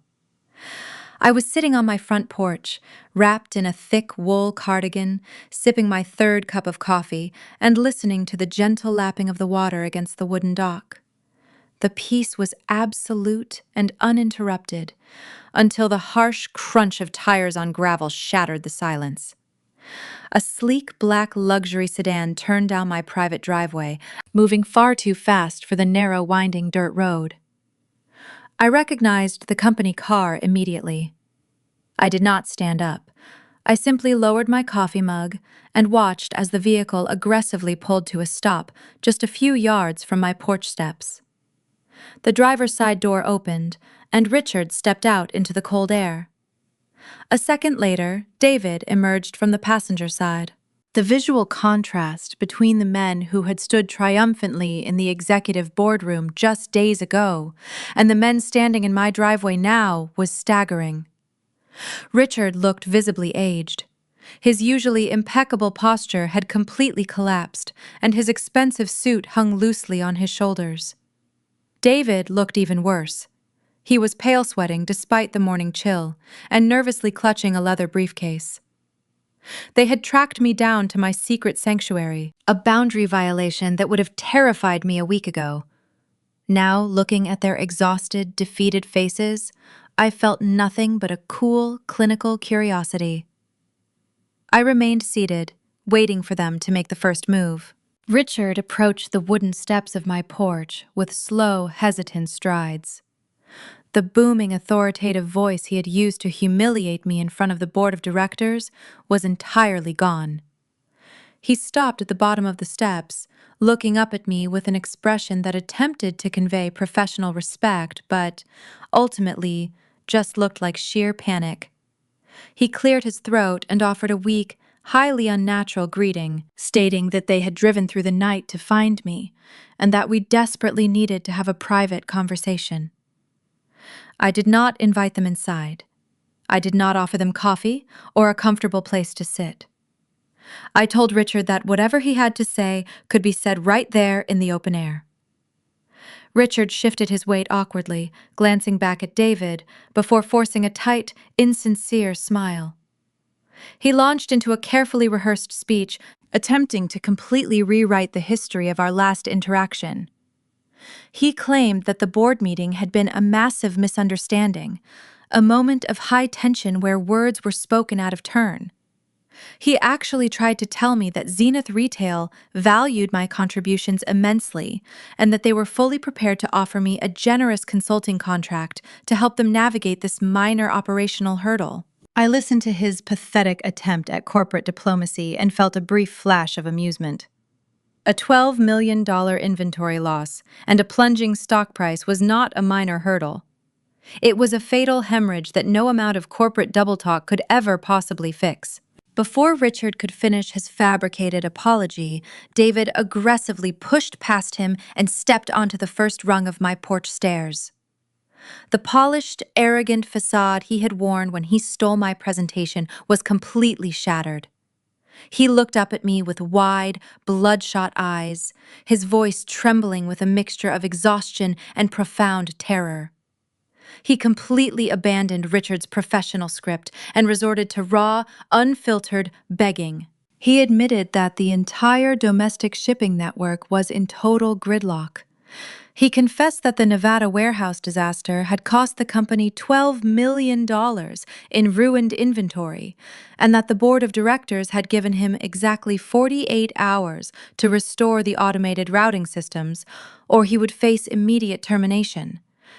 He pleaded with me to remember the life we had built together, completely ignoring the fact that he was the one who had violently destroyed it. He took another step closer, his tone dropping to a desperate, whining pitch. He offered me what he genuinely believed was a highly generous compromise.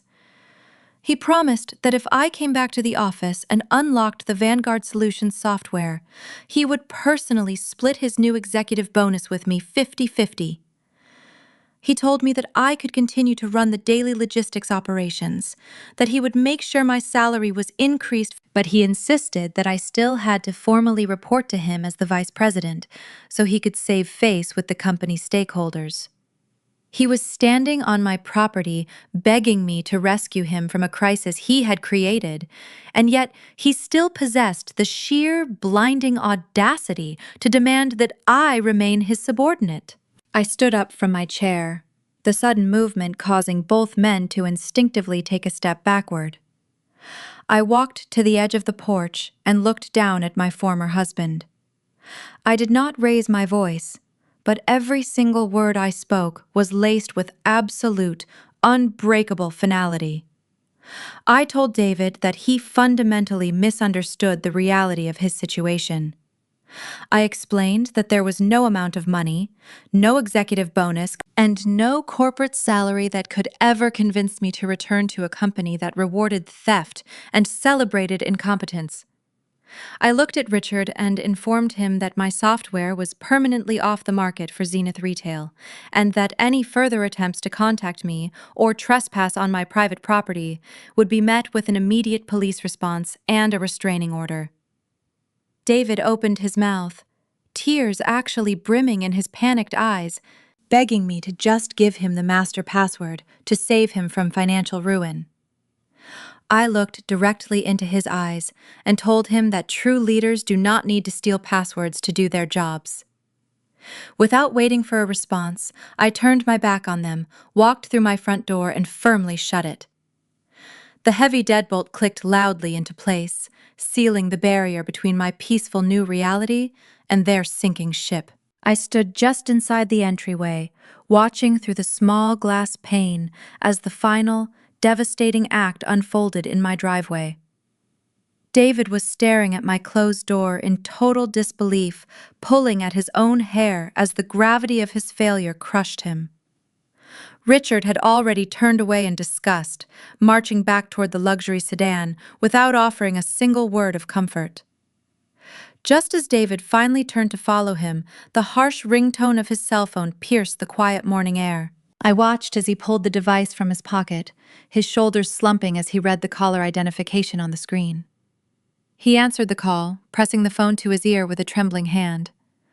Even through the thick glass of my front door, I could see the exact moment the color drained from his face. His jaw dropped open, and he stumbled backward against the side of the company car. It was their personal banking institution calling with a catastrophic notification. The massive escrow accounts holding his mother Barbara's personal assets had just been frozen by federal authorities. An aggressive investigation into illegal transactions and corporate bribery had officially been launched. Their entire fraudulent, carefully constructed empire was collapsing all at once, leaving them with absolutely nothing left to fall back on.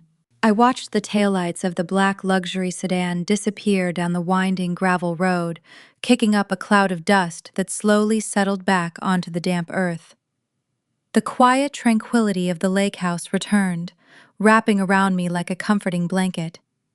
I walked back into my kitchen, poured the last remnants of my coffee down the sink, and washed the mug with slow, deliberate motions.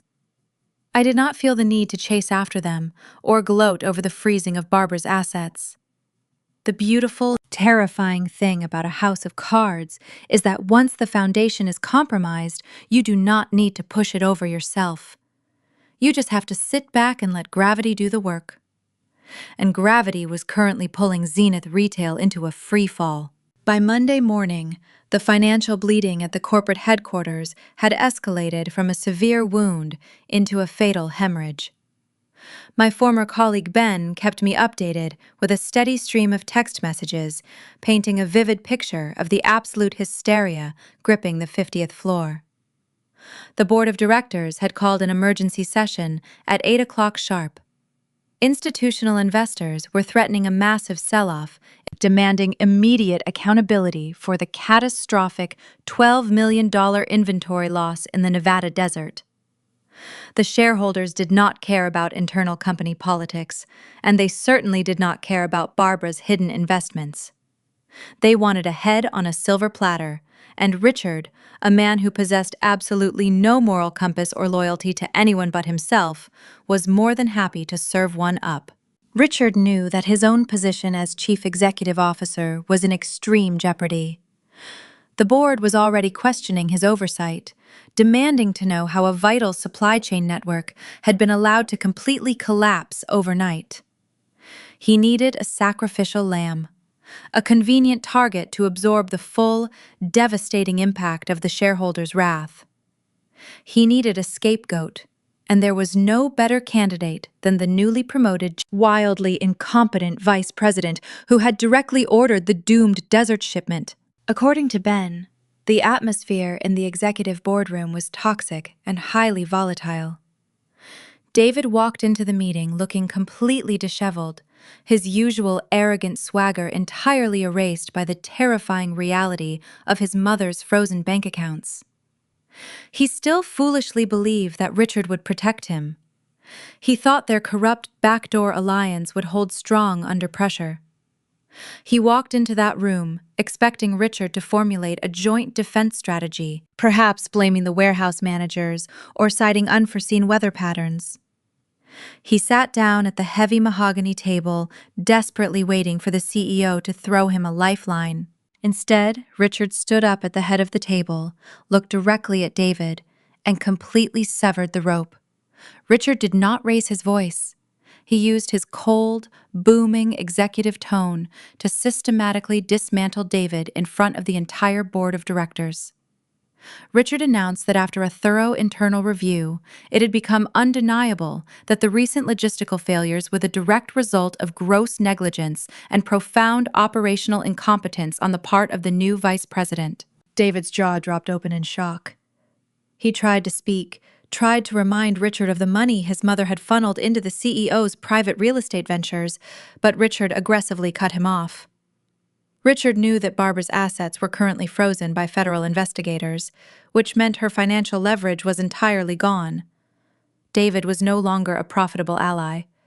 He was just a massive liability. Richard mercilessly laid every single failure squarely onto David's shoulders.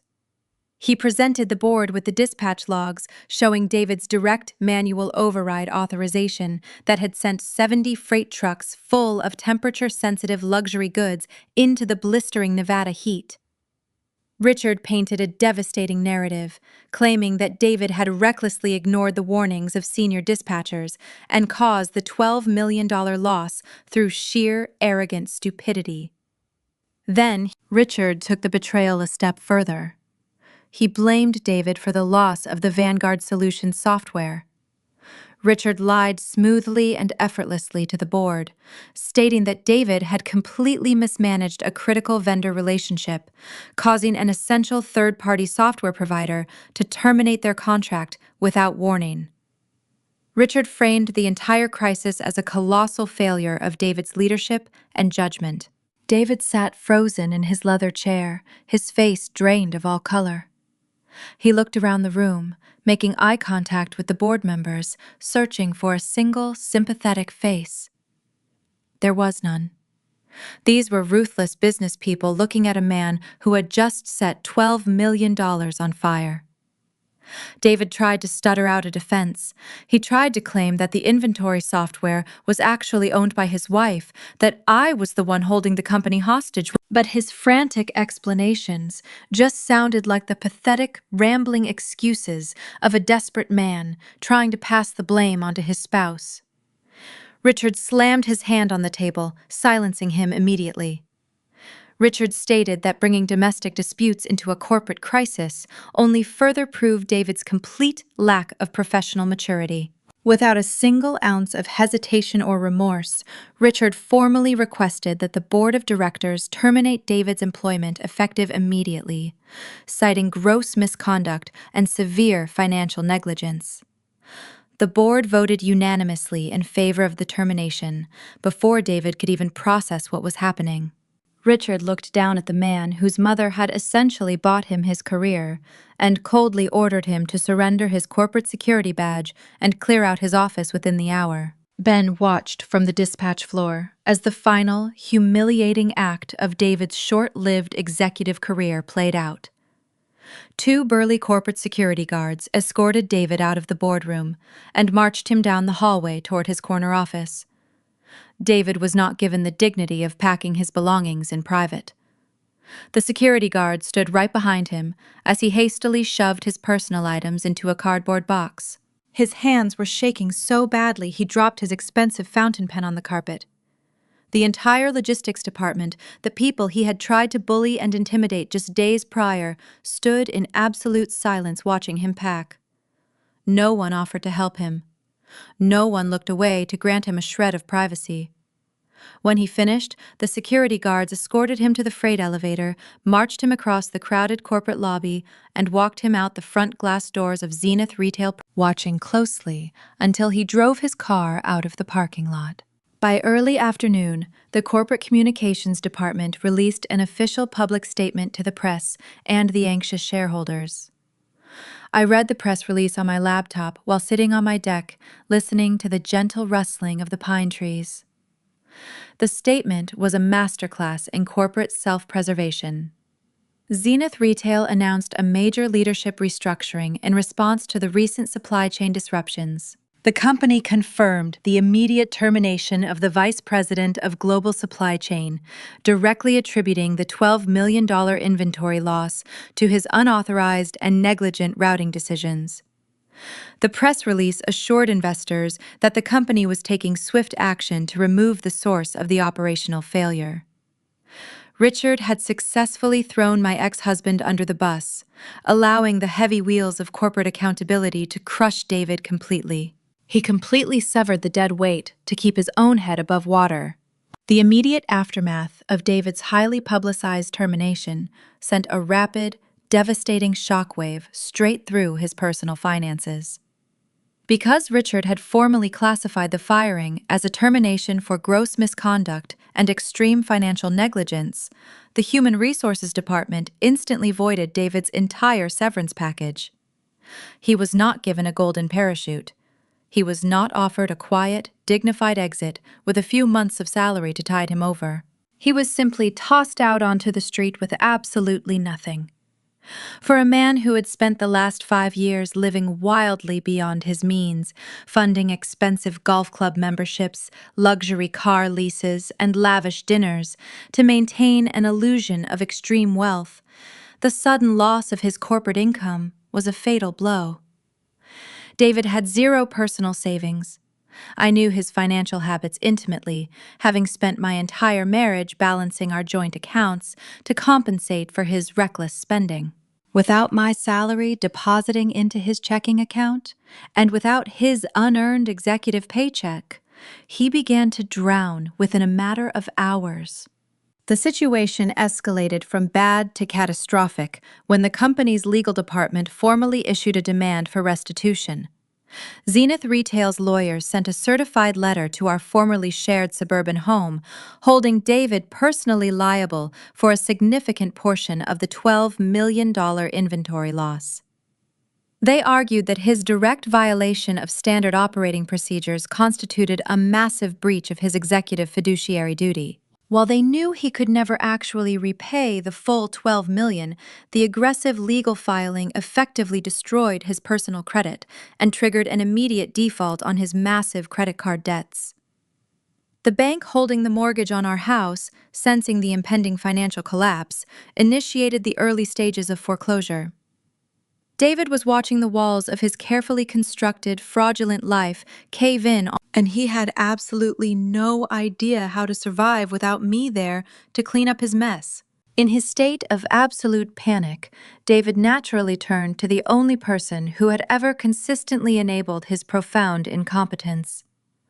He ran crying to his mother. Barbara was already reeling from the terrifying reality of her own frozen escrow accounts, but seeing her precious son publicly humiliated and financially ruined pushed her into a state of pure, unhinged desperation. Barbara had always believed that she was the smartest, most powerful person in any room. She genuinely thought that her country club connections and her family wealth made her completely untouchable. She refused to accept that her grand master plan had failed so spectacularly. Instead of advising her son to secure a defense attorney and prepare for bankruptcy, Barbara decided to aggressively go on the offensive.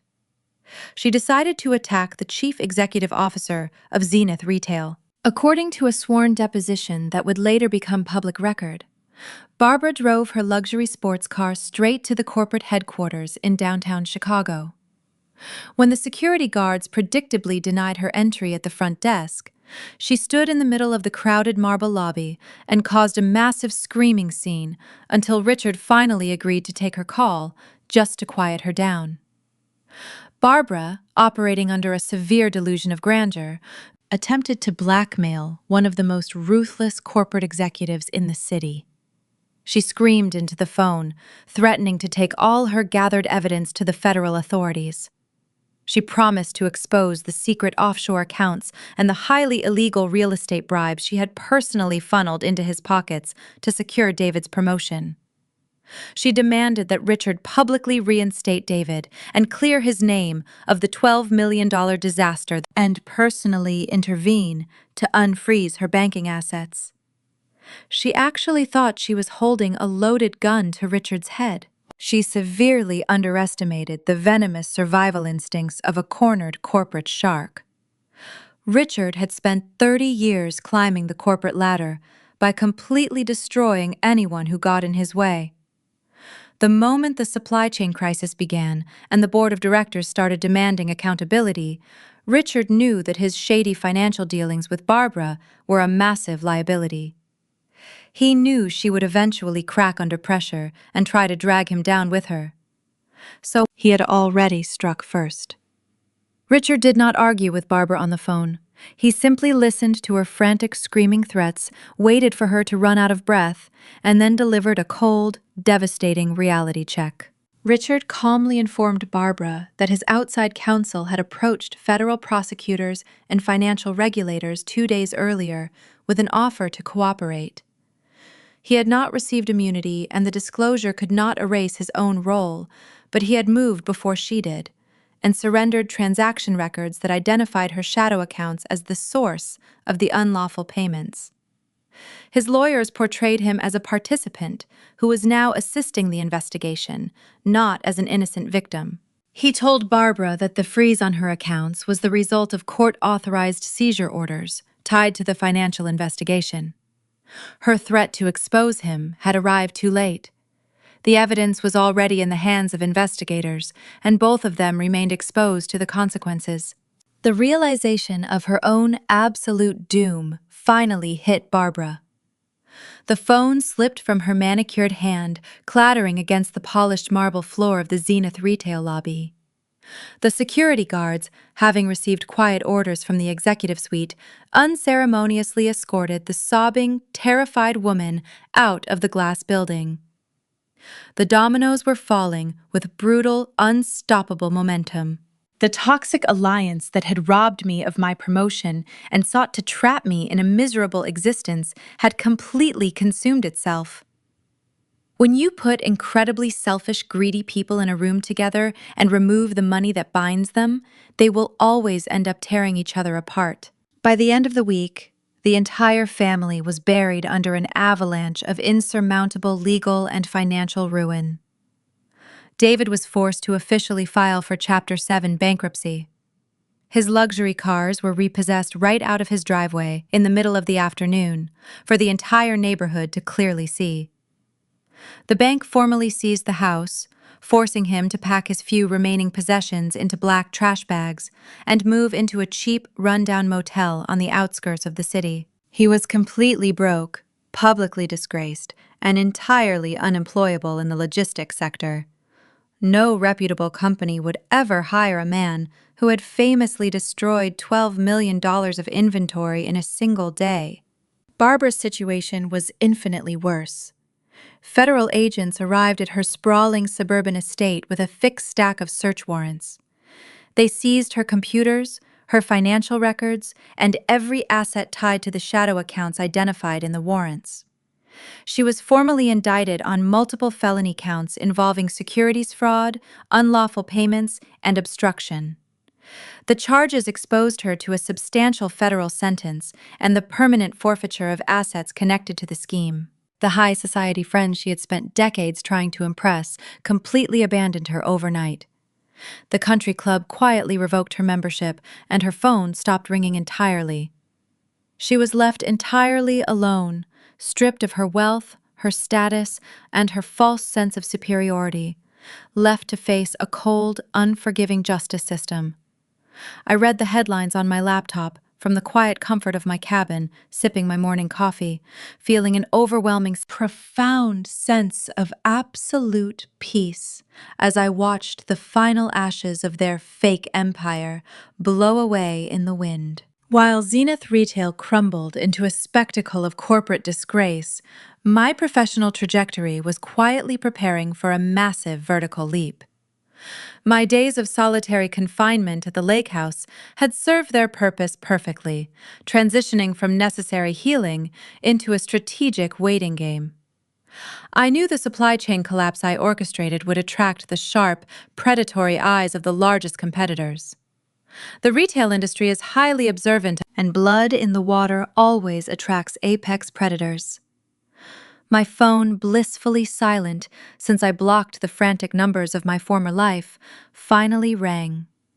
The caller identification displayed a private corporate number originating from the executive suites of Summit Commerce, the single largest retail conglomerate in the United States and Zenith Retail's most formidable rival. The voice belonged to the executive assistant of Jonathan Bradley, the legendary Chief Executive Officer of Summit Commerce. I was cordially invited to attend a private meeting at their global headquarters the following morning.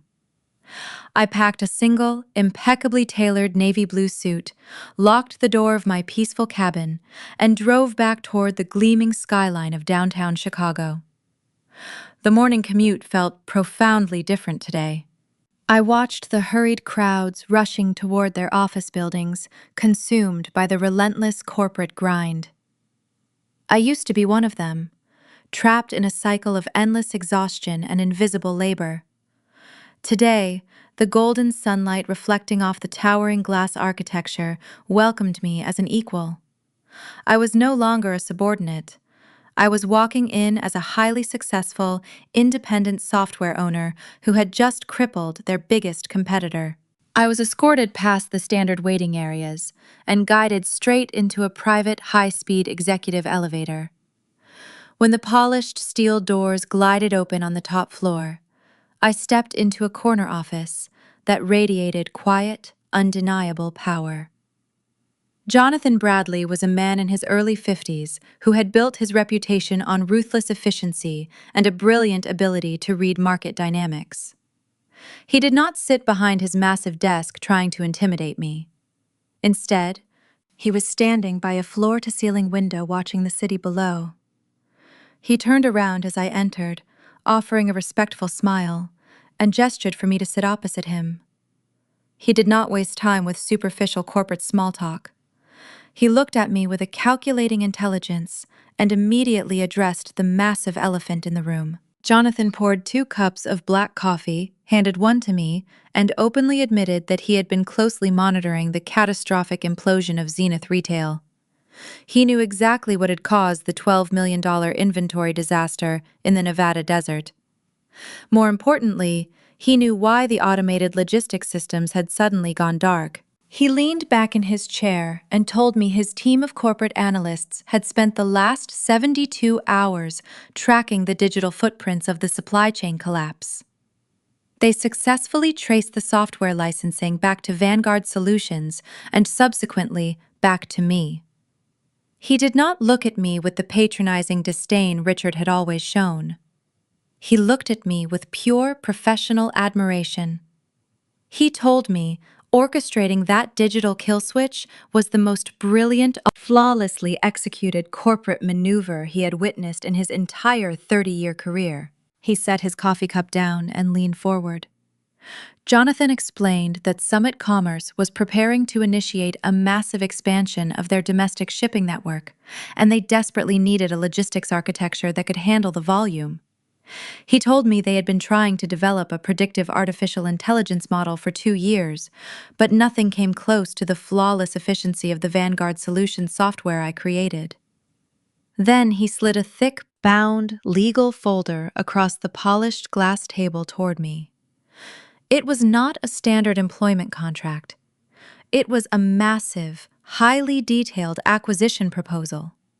Jonathan Bradley was offering to buy Vanguard Solutions, purchasing the exclusive rights and total ownership of my intellectual property for a staggering $35 million in upfront capital. I sat there looking at the printed numbers on the heavy cardstock, maintaining a calm exterior while my heart beat with a fierce rhythm against my ribs. $35 million. It was a number that represented total, unbreakable financial freedom for the rest of my natural life. But Jonathan was not finished speaking. He told me that buying the software was only the first half of his proposal. He looked me directly in the eyes and stated that a brilliant tool is useless without a master architect to wield it. He formally offered me the position of Global Chief Strategy Officer at Summit Commerce. I would not be reporting to an incompetent middle manager. I would not be writing presentations for a husband who stole my credit. I would be sitting on the highest executive board, reporting directly to him with unchecked authority to reshape their entire international supply chain. He was offering me the exact level of power that Zenith Retail had foolishly denied me. I did not need to ask for time to consider the offer. I did not need to consult with anyone else. I looked at the man who actually recognized my true value, picked up the expensive fountain pen resting on his desk, and signed my name on the acquisition papers with a steady, confident hand. As the dark ink flowed across the heavy paper, I felt every lingering trace of doubt, every shadow of David's gaslighting, and every echo of Barbara's cruelty completely vanish. We shook hands, finalizing a partnership built on mutual respect and undeniable competence. Over the next few weeks, my life transformed at a blinding pace. While I was busy integrating my software into the massive Summit Commerce network and taking command of my new global division, Zenith Retail was bleeding its final agonizing breaths. The catastrophic losses from the melted inventory, combined with the total loss of investor confidence and the mounting legal fees from Barbara's federal indictment, had pushed Richard's company past the point of no return. They were bleeding cash so rapidly that the board of directors forced Richard to file for bankruptcy protection. To salvage whatever pennies they could for the furious shareholders, Zenith Retail was forced to put itself up for an emergency fire sale acquisition. They were desperate to be bought out by a larger competitor just to avoid total liquidation. Naturally, Summit Commerce seized the opportunity to swallow their weakened rival for a fraction of its original worth. The final acquisition meeting was scheduled in the very same executive boardroom where my life had shattered just a few months ago. Richard sat at the head of that heavy mahogany table looking gray, defeated, and broken. His expensive suit hung loosely on his shrinking frame as he waited for the representatives from Summit Commerce to arrive and dictate the humiliating terms of his surrender. He sat in the dim room waiting to sign away his corporate empire. The heavy glass doors of the boardroom finally clicked open, breaking the miserable silence. Richard slowly lifted his head, bracing himself to face his conqueror. I stepped through the doorway, wearing a perfectly tailored suit, holding a leather portfolio containing the dissolution of his company. I walked to the opposite end of the table, looked directly into his horrified, widening eyes, and offered him a slow, familiar smile. I pulled out the heavy leather chair at the far end of the boardroom table and sat down with deliberate precision. The silence in the executive suite was so absolute that I could hear the faint ticking of the antique clock mounted on the wall. Richard sat frozen at the head of the table. The man who had once commanded this room with an iron fist, who had loudly declared that a woman of my age lacked the inherent strength for executive leadership, was now visibly trembling. His face was a sickly shade of pale gray, and the deep bags under his eyes spoke of countless sleepless nights, trying to outrun the financial avalanche he had triggered. He opened his mouth to speak, but the words seemed caught in his dry throat. He simply stared at me, his mind desperately struggling to process the reality that the woman he had discarded was now the chief strategist for the conglomerate orchestrating his total ruin. The legal team from Summit Commerce filed into the boardroom behind me, taking their seats along the sides of the table. They opened their briefcases and arranged the acquisition documents with ruthless efficiency. I placed my leather portfolio on the polished wood and folded my hands over it. I kept my voice perfectly level and strictly professional as I initiated the proceedings. I informed Richard that Summit Commerce was prepared to execute an immediate buyout of Zenith Retail to absorb their remaining physical distribution centers and salvage the stranded holiday inventory. I watched his eyes dart toward the stack of legal papers, clinging to a desperate shred of hope that this acquisition might somehow save his personal fortune. I shattered that hope in my next sentence. I looked directly at him and stated the final valuation of his company. Summit Commerce was offering to purchase Zenith Retail for exactly 1/10 of its market value from the previous quarter. It was a brutal, merciless fire sale price. It was barely enough to cover the massive debts incurred by the spoiled Nevada shipments and the mounting legal penalties the company was currently facing. Richard gasped, his hands gripping the armrests of his chair so tightly that his knuckles turned white. He leaned forward, his voice shaking with a mixture of outrage and desperation, and accused me of intentionally undervaluing his life work to secure a petty personal vendetta. He claimed the real estate holdings alone were worth double the acquisition offer, and begged the Summit Commerce lawyers to reconsider the terms. I did not let the lawyers respond. I maintained my calm, steady gaze and reminded the former chief executive officer of the current market reality. I pointed out that the company no longer possessed a functional automated routing system because they had alienated the owner of Vanguard Solutions. I reminded him that investor confidence was destroyed, the shareholders were preparing a massive class action lawsuit for gross managerial negligence, and the brand reputation was toxic.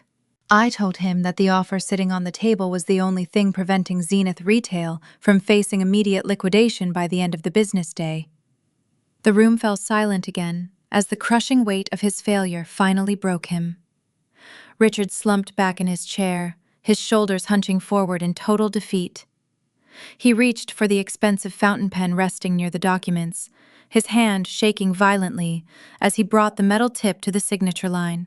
As I watched Richard sign the board-approved acquisition documents that stripped him of control and reduced his equity to almost nothing, my thoughts briefly drifted to the man who had started this chain reaction. David was not present. He was barred from the Zenith campus and was appearing that day in federal court. Investigators had uncovered evidence that he knew his promotion had been purchased, used files taken from my personal computer to support the deception, and later made false statements while trying to conceal how he obtained the strategy.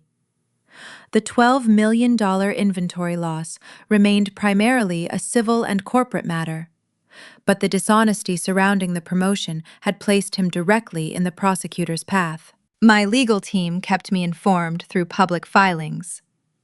David was facing charges connected to a wire fraud conspiracy, unauthorized access to my protected computer files, and false statements to investigators. Richard's internal records and the preserved device logs supplied the evidentiary trail. He had lost everything. His luxury cars had been repossessed, his bank accounts had been completely drained by aggressive legal defense fees, and the bank had formally foreclosed on the suburban house we once shared. He was facing the terrifying probability of serving time in a federal prison. He had traded a loyal, brilliant partner for a stolen presentation and an empty title, and the cost of that betrayal was his entire freedom. Richard finished signing the final page of the acquisition agreement.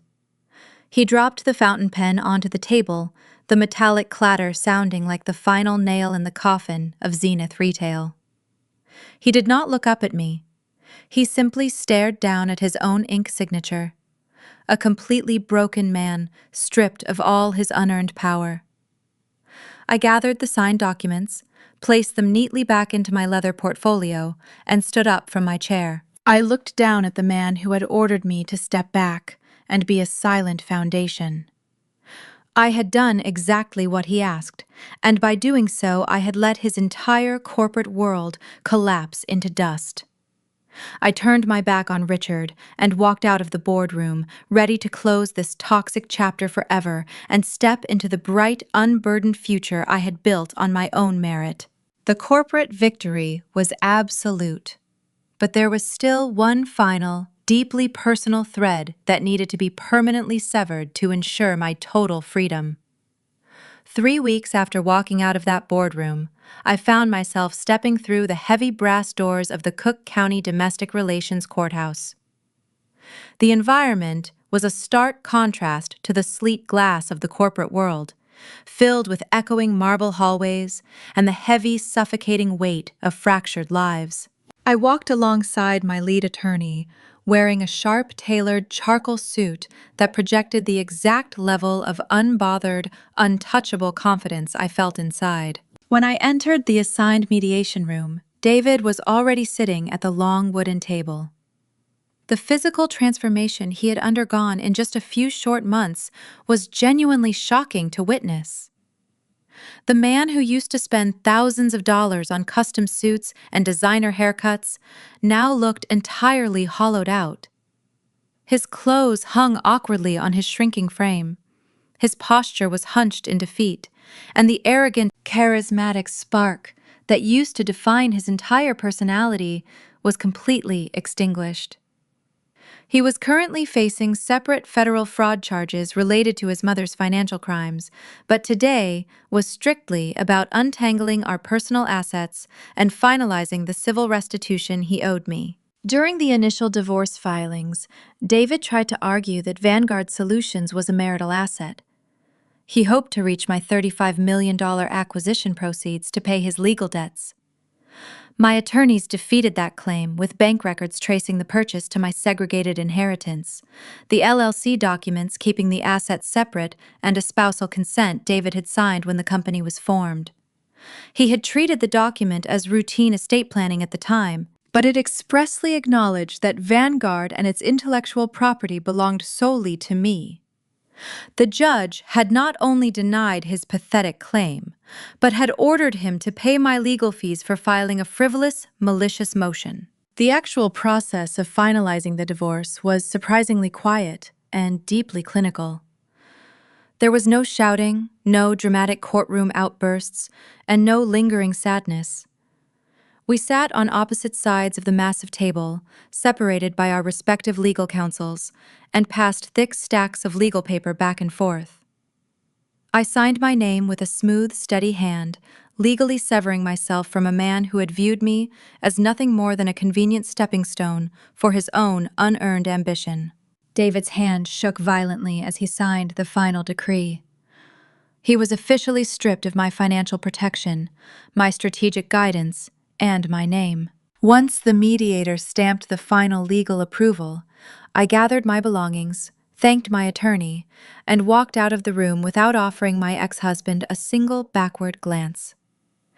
I navigated the busy courthouse corridors, feeling a profound, radiating sense of lightness spreading through my chest. The heavy, suffocating chain that had bound me to a family of toxic parasites was finally, legally, broken. I pushed open the heavy main doors of the courthouse and stepped out onto the wide concrete steps leading down to the bustling street. The afternoon sun was bright, cutting through the chill of the early winter air. Just as I reached the bottom of the stairs, I heard the rapid, desperate scuffling of footsteps behind me. I turned around to see David rushing out of the building, his winter coat unbuttoned, his face flushed with a pathetic, overwhelming panic. He called name, his voice cracking loudly, and jogged down the concrete steps to intercept me before I could reach my waiting car. He stopped a few feet away, panting heavily, holding his bare hands up in a gesture of pure surrender. He looked at me with wide, bloodshot eyes, completely abandoning any remaining shred of his pride. He started begging right there on the sidewalk. He pleaded with me to drop the pending civil lawsuit my legal team had filed against him for the financial damages he had caused to my personal credit during his frantic attempts to secure loans after his termination. He told me that his criminal defense lawyers were draining every single penny he had left, and that my civil suit was going to force him into total, irrecoverable bankruptcy. He took a step closer, attempting to manufacture a look of deep, heartbreaking sincerity. He begged me to remember the life we had shared. He brought up our wedding day, the vows we had spoken in front of our friends, and the years we had spent building a home together. He asked me with tears actually pooling in his desperate eyes to please just show him a little bit of mercy for the sake of the love we used to have. He wanted me to act like a loyal, forgiving wife one last time to save him from the devastating consequences of his own actions.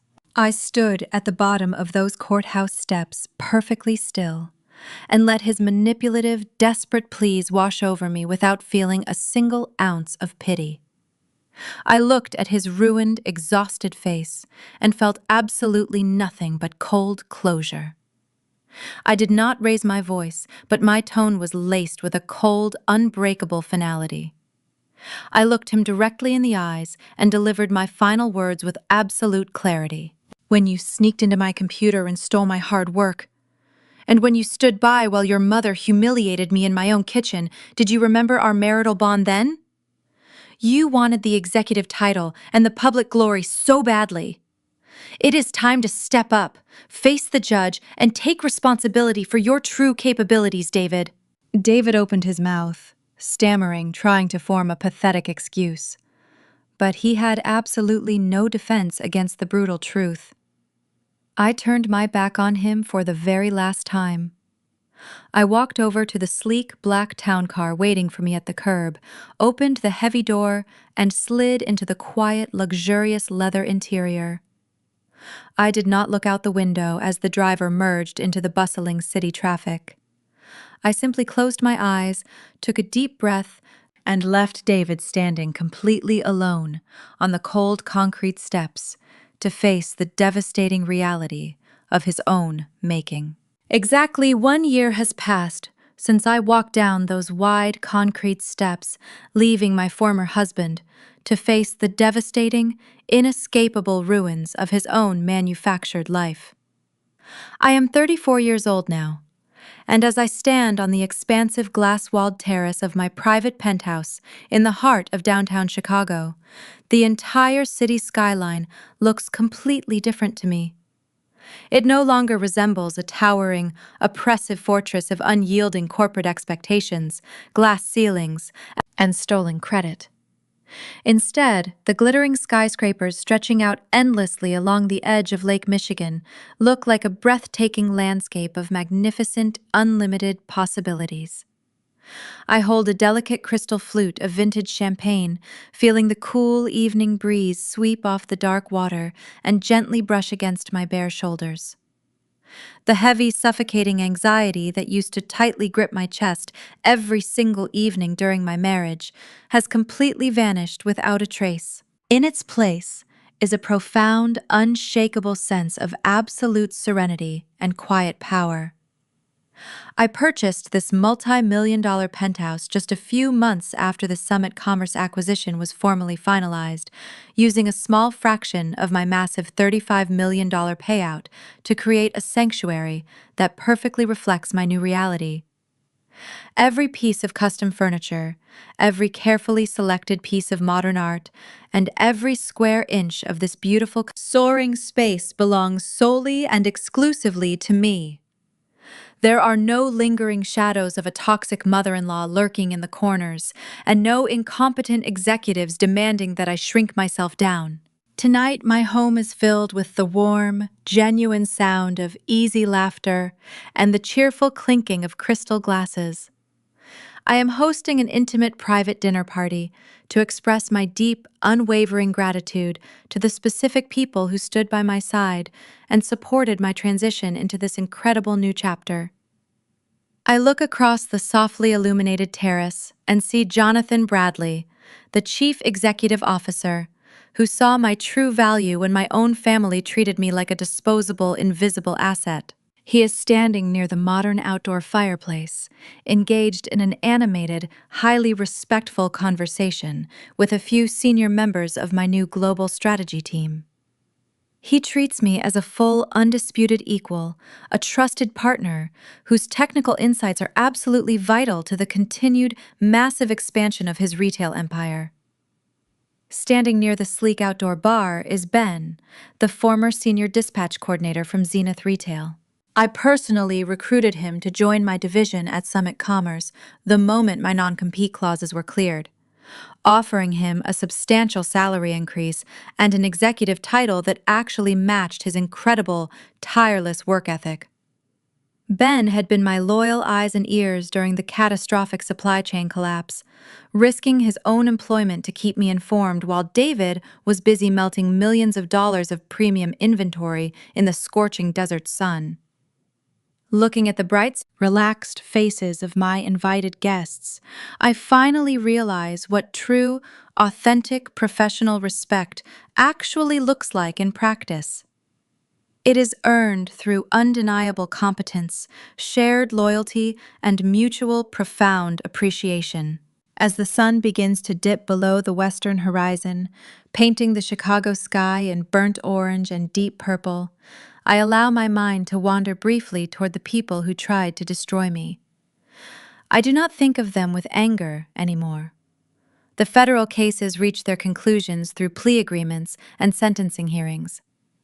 David pleaded guilty to charges tied to the fraudulent promotion scheme, unauthorized access to my files, and false statements, and he is serving a federal sentence. Barbara received a substantially longer sentence for organizing the unlawful payments, securities fraud, and obstruction, while the court ordered the forfeiture of assets connected to her shadow accounts. Richard avoided prison after cooperating, but he lost his position, most of his wealth, and the professional reputation he had spent decades constructing. His bankruptcy and the civil claims brought by investors became the final public record of his leadership. They had spent years building an elaborate, glittering house of cards, entirely upon the solid foundation of my invisible, uncredited labor. When I simply chose to walk away and stopped holding their fragile structure together with my bare hands, basic gravity did the rest of the devastating work for me. I take a slow, deliberate sip of my champagne, letting the cool, crisp liquid ground me firmly in the beautiful present moment. I realize now, standing at the very top of the city, that the sweetest, most satisfying revenge in this entire world does not require you to aggressively tear your enemies down.